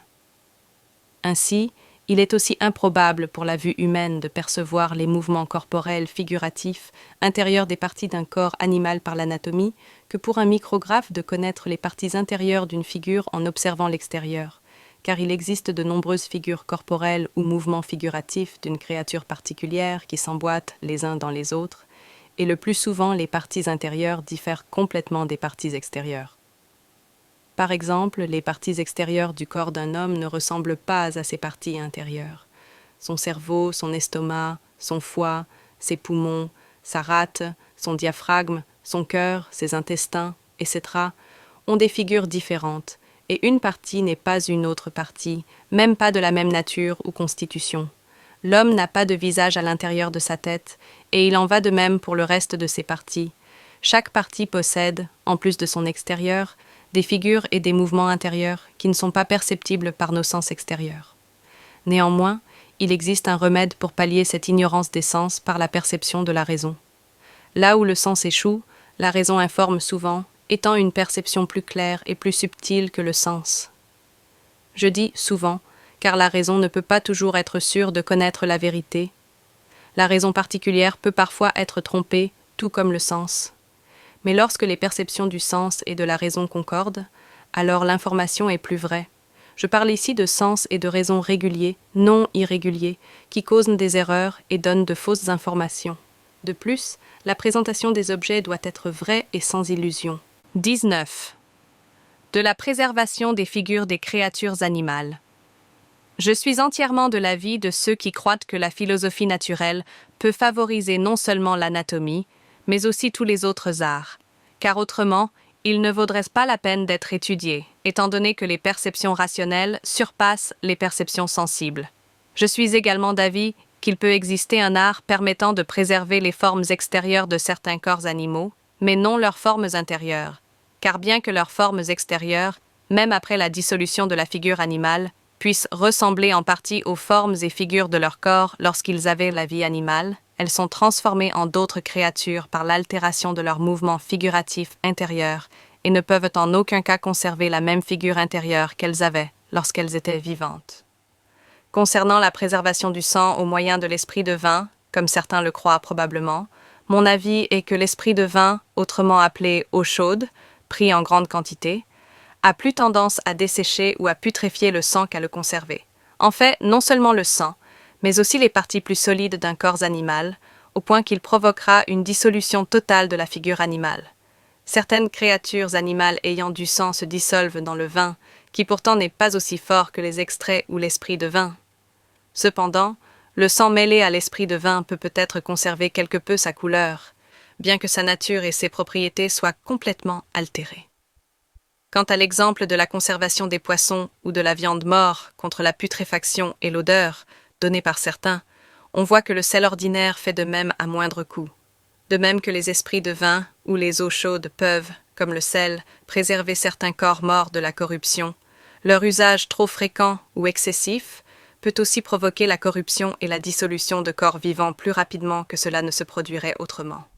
Mais les chimistes sont si attachés aux extraits que, par leur usage et application fréquents, ils extraient souvent la vie humaine des corps humains au lieu de la préserver. 20. De la chimie et des principes chimiques. Il est bien connu, et je l'ai partiellement mentionné plus haut, de quel tumulte les philosophes naturels s'entourent concernant les principes de la nature et des êtres naturels, et combien leurs opinions diffèrent. Les écoles, suivant Aristote, soutiennent les 4 éléments, qu'elles considèrent comme des corps simples, n'ayant pas de mélange en eux-mêmes, et donc les plus aptes à être les principes de tous les autres corps mixtes ou composés. Mais ma raison ne peut comprendre ce qu'ils entendent par corps simple. Je reconnais que certains corps sont plus mixtes que d'autres, c'est-à-dire qu'ils sont composés de parties différentes, que les savants appellent hétérogènes. Par exemple, les animaux sont constitués de chair, de sang, de peau, d'os, de muscles, de nerfs, de tendons, de cartilage, et autres, tous faisant partie de figures différentes. D'autres corps encore sont composés de parties de même nature, que les savants appellent homogènes. Par exemple, l'eau, l'air, etc., dont les parties n'ont pas de figures différentes, mais se ressemblent entre elles, du moins à notre perception. De plus, il existe des corps plus rares et subtils que d'autres, selon le degré de leur mouvement figuratif naturel et la composition de leurs parties. Néanmoins, je ne vois aucune raison pour laquelle ces corps homogènes devraient être appelés simples et tous les autres mixtes ou composés d'eux, encore moins pourquoi ils devraient être les principes de tous les autres corps naturels, car ils tirent leur origine de la matière, comme tous les autres, de sorte que ce n'est que la composition différente de leurs parties qui fait la différence entre eux, provenant de la variété de l'automouvement qui est la cause de toutes les figures différentes dans la nature. Car comme plusieurs ouvriers participent à la construction d'une maison et plusieurs hommes à la formation d'un gouvernement, ainsi plusieurs parties participent à la formation d'une figure composée. Certains diront « Ce n'est pas la ressemblance des parties qui fait que les 4 éléments sont des principes des choses naturelles, mais parce qu'aucun autre corps naturel en dehors des éléments mentionnés n'existe sans être composé d'eux, comme on le voit à la dissolution de leurs parties. Par exemple, un morceau de bois vert brûlant dans une cheminée révèle facilement les 4 éléments dont il est composé. Le feu se montre dans la flamme, la fumée se transforme en air, l'eau crépite et bout aux extrémités du bois, et les cendres ne sont que l'élémentaire. Mais si ces arguments sont les seuls pour prouver leurs principes, ils ne gagneront pas facilement mon assentiment. Je ne vois aucune raison pour laquelle le bois devrait être composé des 4 éléments parce qu'il brûle, fume, crépite et devient cendre. Le feu n'est pas un de ces ingrédients naturels, mais une figure différente qui, mélangée aux parties du bois, provoque sa transformation en cendre. L'eau n'est pas non plus un principe du bois, car l'eau est une figure en soi, comme le bois ou le feu, et lorsqu'elle pénètre les parties du bois, elle est expulsée par le feu comme par son contraire. Et si le bois est sec et non vert, où se trouve l'eau qui bout alors? Certainement, le bois sec n'a pas moins de principe que le bois vert. Quant à la fumée, elle ne prouve pas plus qu'elle est l'élément air du bois, que le bois est l'élément feu. Car le bois, comme l'expérience le montre, peut rester dans l'eau où il est privé d'air, et la fumée est plutôt un effet de l'humidité transformée par le feu. D'autres, comme Helmont, qui dérive son opinion de Thalès et d'autres philosophes anciens, ne reconnaissent que l'élément eau, affirmant que c'est le seul principe dont toutes les choses naturelles sont constituées. Selon eux, le chaos dont tout a été fait n'était autre que l'eau, qui se transforma d'abord en boue, puis se condensa en terre solide. Certains essaient même de prouver par des expériences chimiques qu'ils ont transformé l'eau en terre, laquelle produit animaux, végétaux et minéraux. Mais même si cela était vrai, cela ne prouverait pas que l'eau est le seul principe de tous les êtres naturels. D'abord, nous ne pouvons penser que les animaux, végétaux et minéraux soient dans les seules sortes de créatures dans la nature, et qu'il n'y en ait pas d'autres, car la nature étant infiniment variée, elle peut contenir des mondes infinis et donc des sortes infinies de créatures. Ensuite, le passage de l'eau en terre, et de celle-ci en végétaux, minéraux et animaux, ne prouve rien de plus que ce que nos sens perçoivent chaque jour. Il y a un changement perpétuel dans toutes les parties naturelles, causé par l'automouvement corporel, qui transforme les corps rares en denses et les denses en rares, l'eau en boue, la boue en terre, la terre en animaux, végétaux et minéraux, et inversement. Mais je m'étonne que les hommes rationnels se contentent de l'eau et n'aillent pas plus loin, alors que l'expérience quotidienne montre que l'eau se change en vapeur et la vapeur en air. Si l'eau peut se transformer en d'autres corps, elle ne peut être cause première et donc principe de la nature. À mon avis, il vaudrait mieux considérer l'air comme principe de toute chose. Il est vrai que l'eau peut produire de nombreuses créatures par composition avec d'autres ou transformation de ses parties, mais elle en détruit autant, voire plus qu'elle n'en produit, comme le montrent les végétaux et autres, dont agriculteurs et jardiniers ont l'expérience. Et bien que certains animaux vivent dans l'eau, pour la plupart, elle leur est destructive selon leur nature particulière. De même, un homme vivant dans un lieu humide ou près de marécages, ou ayant trop d'humidité dans son corps, mourra plus vite que dans un lieu sec. Mais, supposons que l'eau soit un principe des choses naturelles, elle doit avoir un mouvement, sinon elle ne pourrait se transformer en autant de figures, et ce mouvement doit être inhérent à l'eau ou provenir d'un agent extérieur. Si c'est d'un agent extérieur, celui-ci doit être matériel ou immatériel. Si tout mouvement dans la nature provient de la pression de parties sur d'autres parties, alors ces parties doivent elles-mêmes être animées. Ou, si elles sont mises en mouvement par d'autres, il faut remonter jusqu'à quelque chose ayant un mouvement en soi, qui ne soit pas mu par un autre, mais qui meut toute chose. Si l'on admet cela, pourquoi ne pas admettre l'automouvement en toute chose? Si une partie de la matière a l'automouvement, on ne peut le nier pour le reste. Mais si elle est immatérielle, il s'agit de Dieu ou d'esprits surnaturels créés. Dieu, étant immobile et au-delà de tout mouvement naturel, ne peut mouvoir la matière.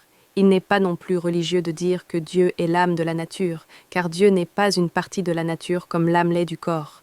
Les esprits immatériels, étant surnaturels, ne peuvent avoir des attributs ou actions naturelles, tels que le mouvement corporel naturel.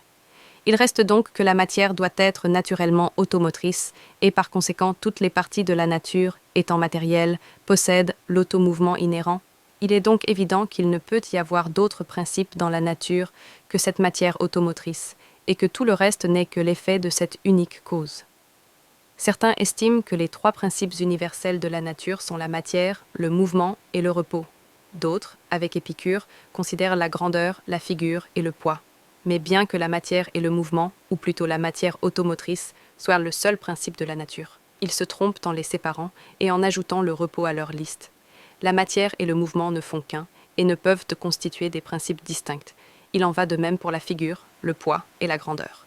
La matière pourrait exister sans mouvement, mais le mouvement ne peut exister sans matière. Il n'existe pas de mouvement immatériel, mais le mouvement doit nécessairement être d'une chose. De même, toute figure, grandeur ou poids doit être d'une chose matérielle. Il n'y a pas de milieu entre quelque chose et rien, c'est-à-dire entre le corps et l'absence de corps. Si le mouvement était immatériel, il serait au-delà de toute capacité humaine de concevoir comment il pourrait être abstrait de quelque chose, et encore moins être un principe de production d'un être naturel. D'autres soutiennent l'existence d'atomes ou de particules insensibles, constituées de figures et natures particulières, unies seulement par simple apposition. Ainsi, Bien que le corps composé obtienne de nouvelles qualités, les ingrédients gardent leur nature, et lors de la destruction du corps composé, ils retournent à leur état initial. Mais, quelle que soit leur opinion sur les atomes, je maintiens qu'il ne peut y avoir de corps simples ou d'atomes en nature. Et si de telles particules existaient, elles ne seraient que des parties ou effets de la matière, non des principes de la nature. Enfin, les chimistes considèrent que le sel, le soufre et le mercure sont les principes de tous les corps naturels. Bien que je croie que ces ingrédients puissent être mêlés à d'autres parties de la nature pour composer des figures naturelles, et que le sel puisse être extrait de nombreux corps, il est faux de dire qu'il constitue le principe de toutes les parties naturelles. Le sel n'est qu'un effet de la nature. Certaines extractions chimiques peuvent transformer des substances en figures salines, d'autres en d'autres figures, mais cela ne nous apprend pas comment les créatures naturelles sont formées, ni de quoi elles sont constituées. Ces effets sont hermaphroditiques, à mi-chemin entre naturel et artificiel, comme la mule qui partage la nature du cheval et de l'âne. Il est facile de constater que la matière et l'automouvement sont inséparables dans un corps infini automoteur, qui est la seule cause de tous les effets infinis de la nature, et non les éléments aristotéliciens ou les tria prima des chimistes qui ne sont que des effets. Si l'on considérait chaque créature capable de changer ses parties comme un principe, il faudrait admettre une infinité de principes et confondre principes et effets. Ainsi, la chimie, bien que profitable et souveraine dans certaines maladies, si elle est utilisée avec discernement, ne crée rien de nouveau. Elle transforme et altère les figures déjà présentes dans la nature, selon le mouvement corporel figuratif inhérent à la matière. La matière étant infinie et automotrice, tous les effets naturels ne sont que variations et combinaisons de cette matière, jamais création ex nihilo. La sagesse de la nature rend ces effets trop subtils pour être entièrement connus par nos sens. Seule la raison et l'observation réfléchie peuvent nous en approcher. L'art chimique peut imiter, mais jamais surpasser la nature, et doit être employé avec prudence, comme un dernier remède dans des cas désespérés. 21. De la médecine universelle et des maladies. Je ne pense pas qu'il puisse exister une médecine universelle pour toutes les maladies, sauf à prouver que tous les types de maladies proviennent d'une seule cause, ce qui, j'en suis sûr, est impossible, car les causes des maladies sont aussi variées que les maladies elles-mêmes. On pourrait dire « toutes les maladies viennent de mouvements irréguliers ». Je réponds.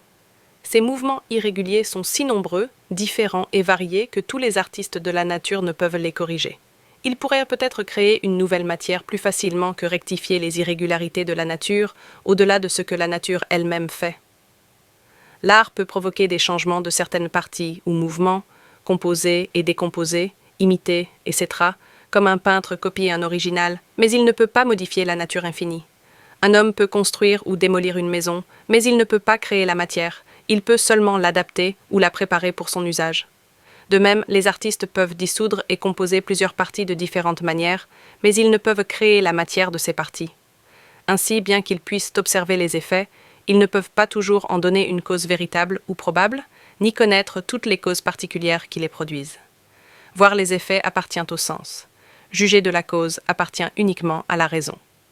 Comme il existe une ignorance ainsi qu'une connaissance perceptive dans la nature, aucune créature ne peut tout connaître ou percevoir parfaitement toute chose. Les perceptions dépendent des mouvements figuratifs corporels, non seulement dans une figure composée, mais aussi dans chaque partie et particule de cette figure. Les mêmes parties peuvent produire des perceptions différentes selon les créatures et leurs mouvements figuratifs. La raison étant au-dessus des sens est plus pénétrante. Bien que les sens informent souvent la raison, celle-ci, plus subtile et active, rectifie souvent les sens lorsqu'ils se trompent. Certaines parties rationnelles en informent d'autres, comme un homme transmet ses pensées ou perceptions à un autre. Certaines parties sensibles instruisent aussi d'autres, comme un artiste en instruit un autre. Bien que la philosophie expérimentale ne doive pas être rejetée, la philosophie spéculative est supérieure, car elle guide et gouverne l'expérimentation. Lorsque les perceptions rationnelles et sensitives s'unissent, la connaissance est la plus claire. De même, l'association de la philosophie expérimentale et spéculative donne les informations les plus sûres. Pour revenir à la médecine universelle, bien que je ne croie ni en son existence ni à la guérison de toutes les maladies, je conseille de ne négliger aucun remède pour quelque maladie que ce soit. Les maladies ne peuvent jamais être parfaitement connues et peuvent être confondues. Même le médecin le plus expérimenté peut se tromper et prendre une maladie curable pour incurable. Les essais doivent donc se poursuivre tant que la vie dure. Pour les hydropisies, Cancer, écrouelles et maladies similaires, certaines peuvent être curables, surtout si elles sont prises dès le début, sans grande difficulté et rapidement. Mais les maladies résultant de la détérioration des parties vitales me semblent véritablement incurables, comme les hydropisies, les consomptions, les paralysies totales, causées par la dégénérescence des parties vitales ou par un manque de substances radicales. De même, la cécité, la surdité, le mutisme ou la claudication naturelle, ainsi que les idiots ou personnes atteintes de déficiences congénitales, ne me semblent pas curables. Je crains que même le meilleur chimiste soit impuissant face à une goutte fixée ou un calcul chez des corps prédisposés. Les calculs se forment de plusieurs manières, et leur traitement diffère selon leur origine. Bien que certains prétendent à de grandes guérisons, si leurs remèdes étaient si efficaces, elles seraient plus fréquentes. Ils réussissent parfois des cures, mais qu'elles soient dues au hasard ou à une connaissance réelle, je l'ignore. Leur rareté laisse penser à des guérisons fortuites. À mon avis, la méthode la plus sûre pour traiter les maladies et appliquer les remèdes est d'observer les mouvements figuratifs corporels de l'un et de l'autre, mieux perçus par la raison, car les sens peuvent être facilement trompés. 22. Des remèdes externes. Les remèdes appliqués extérieurement peuvent être très bénéfiques, car les corps des créatures animales sont remplis de pores, qui servent à absorber la nourriture ou d'autres substances étrangères et à évacuer les excédents. De plus, les parties internes de ces corps, sur lesquelles les remèdes sont appliqués, peuvent imiter les qualités ou les mouvements des remèdes grâce à leurs propres mouvements sensibles. Ainsi, l'application de remèdes externes ne doit pas être totalement rejetée. Cependant, je ne crois pas qu'ils produisent toujours, ni chez tous les individus, les mêmes effets, ni qu'ils soient aussi sûrs et souverains que ceux administrés par voie interne. La vérité est que, comme les remèdes appliqués correctement et au bon moment peuvent produire de bons effets, ils peuvent aussi provoquer de mauvais effets s'ils sont mal utilisés ou appliqués au mauvais moment. C'est pourquoi les médecins et chirurgiens avisés savent, par expérience, mais aussi par apprentissage et raison, ce qui est le mieux pour leurs patients dans toutes sortes de maladies. Je veux seulement ajouter à propos des maladies que, pour qu'elles se manifestent, il doit nécessairement y avoir une conjonction entre l'agent et le patient, comme on le constate même dans les maladies causées par l'imagination. En effet, si un homme entend parler d'une maladie contagieuse et s'en inquiète, à la fois le discours de celui qui la mentionne et l'esprit de celui qui l'appréhende sont des agents ou causes de cette maladie dans le corps du patient et concourent à sa production. La différence est seulement que le discours peut être appelé cause lointaine et les mouvements rationnels ou l'esprit du patient une cause proche ou immédiate. Dès que l'esprit imagine une telle maladie, les mouvements corporels sensibles prennent immédiatement cette figure de l'esprit et la reproduisent dans la substance ou les parties du corps du patient, l'esprit rationnel jouant le rôle du père, le sensible celui de la mère, tous deux agissant de concert. On peut en conclure que les maladies, comme d'autres créatures, sont produites par les mouvements figuratifs corporels de la nature, et que les parties qui provoquent d'autres à modifier leurs mouvements naturels sont les plus prédominantes. Bien que la nature soit libre et que toutes ses parties soient automouvantes, toutes les parties ne peuvent pas se mouvoir à leur guise, car certaines surpassent les autres par le nombre, la force, l'adresse, la forme, l'opportunité ou d'autres avantages. La philosophie naturelle est la seule étude qui enseigne à connaître les natures, figures et mouvements particuliers des différentes parties composées de la nature, et la perception rationnelle est plus intelligente que la perception sensitive. 23. Des différents types de boissons et de nourriture. Certains médecins, lorsqu'ils discutent des différents types de boissons et de nourriture, rapportent plusieurs guérisons étonnantes obtenues grâce à certaines boissons. Et en vérité, je suis d'avis qu'elles peuvent être à la fois bénéfiques et nuisibles, selon qu'elles sont utilisées correctement et avec modération, ou incorrectement et de façon excessive. Mais je constate qu'il existe davantage de variétés par curiosité et luxe que par souci de santé et de nécessité. La petite bière ou l'âle est un remède souverain pour étancher la soif, et un verre de vin peut être tonique, mais plusieurs verres peuvent devenir une sorte de poison, provoquant souvent fièvres et autres maladies. Quant aux boissons diététiques, je crois qu'elles sont très bonnes pour certaines maladies, et il en va de même pour le thé, le café ou l'eau de bouleau, autant que j'en sache, car je n'en ai jamais fait l'expérience. Cependant, j'observe que ces dernières boissons, thé et café, sont désormais des boissons à la mode, dont le principal effet est de favoriser la sociabilité plutôt que de produire de grandes guérisons, car j'ai du mal à croire que des liquides si faibles puissent avoir des effets si puissants. En ce qui concerne les différents types de nourriture, je les laisse aux médecins expérimentés, car ce sont eux qui savent le mieux ce qui convient au corps de leurs patients. Quant à la conservation des viandes et autres aliments contre la putréfaction, j'observe que ce qui permet de conserver la chair morte, le poisson ou même les légumes, détruirait des animaux vivants. En effet, si des animaux vivants étaient, comme la viande morte, prélevés et tenus à l'écart de l'air, ils suffoqueraient rapidement et mourraient, tout comme le feu, qui pourtant n'est pas un animal. De même, ni les dames ni les gentilles dames ne peuvent préserver leur vie comme elles préservent divers fruits. Néanmoins, ces arts, et bien d'autres, sont très nécessaires et profitables pour l'usage de l'homme, à condition qu'ils soient employés de manière appropriée et judicieuse. Mais on peut observer que, alors que les autres créatures se contentent de ce qui est nécessaire à leur survie, l'homme se trouble avec des choses inutiles, voire souvent nuisibles. C'est pourquoi il existe tant d'arts peu profitables, qui engendrent la confusion au lieu d'être bénéfiques et instructifs. 24. De la fermentation. La fermentation, dont Helmont et ses partisans font tant de bruit, au point de vouloir mettre le monde entier en fermentation ou en action, n'est rien d'autre que ce que l'on appelle vulgairement digestion. Ce n'est donc qu'un nouveau terme pour une action ancienne. Et ces digestions ou fermentations sont aussi variées et nombreuses que toutes les autres actions de la nature, à savoir respiration, évacuation, dilatation, contraction, etc., car action et fonctionnement ne font qu'un. Mais il existe de bonnes et de mauvaises fermentations. Les premières se font par un accord sympathique des parties, les secondes par un désaccord antipathique. Les bonnes tendent à la conservation du sujet, les mauvaises à sa destruction. Les premières sont régulières, les secondes irrégulières.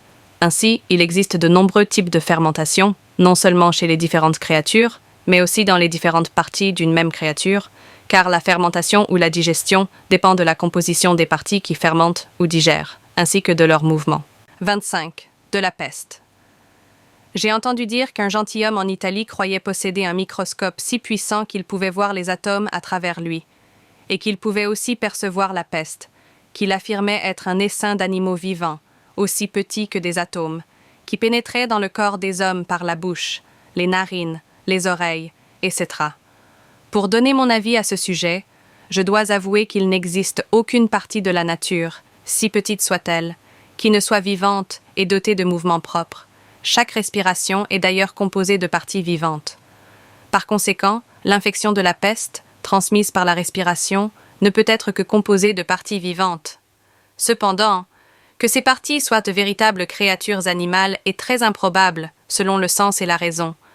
Car si c'était le cas, non seulement la peste, mais toutes les autres maladies infectieuses se produiraient de la même manière, et même les fruits ou tout excès de nourriture devraient contenir des animaux vivants.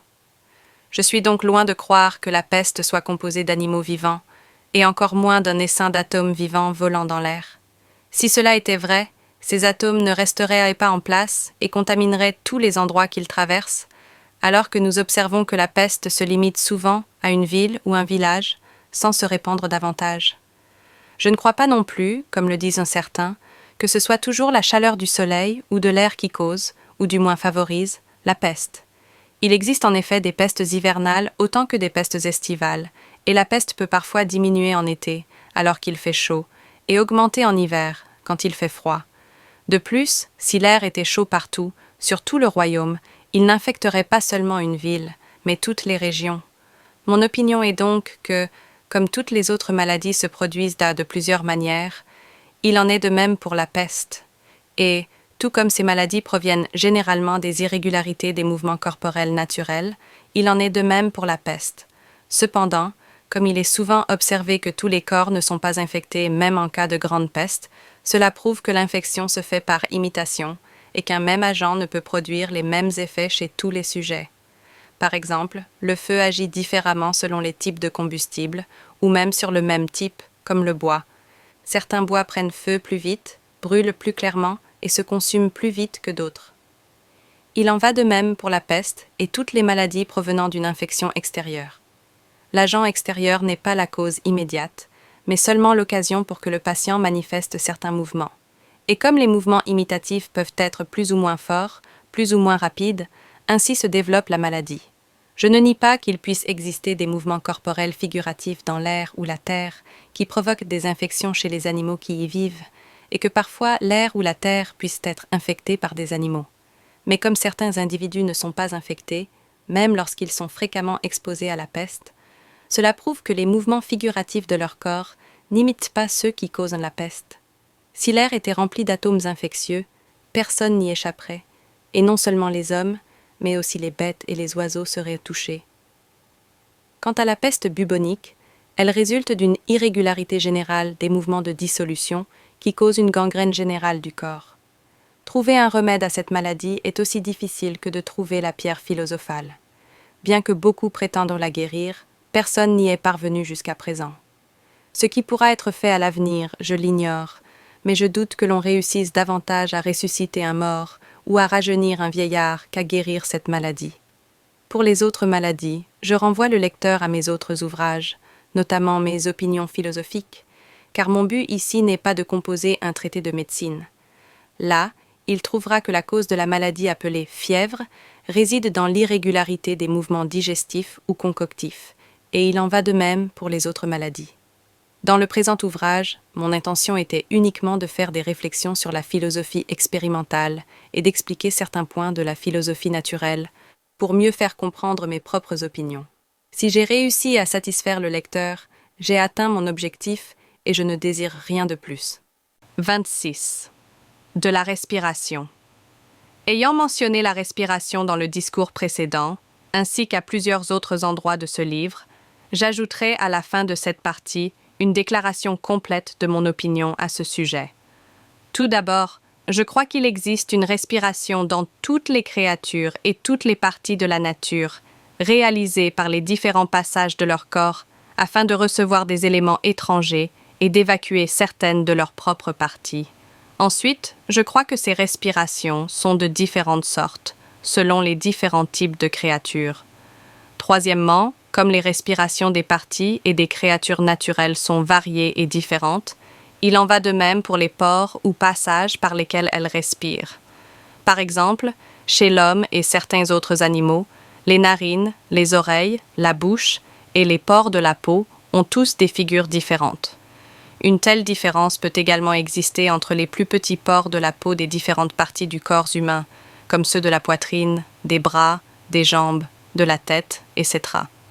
De même, la texture ou les lignes de la peau d'un homme peuvent varier, un peu comme plusieurs motifs de soie ou de tissu vendus dans les boutiques de mercerie.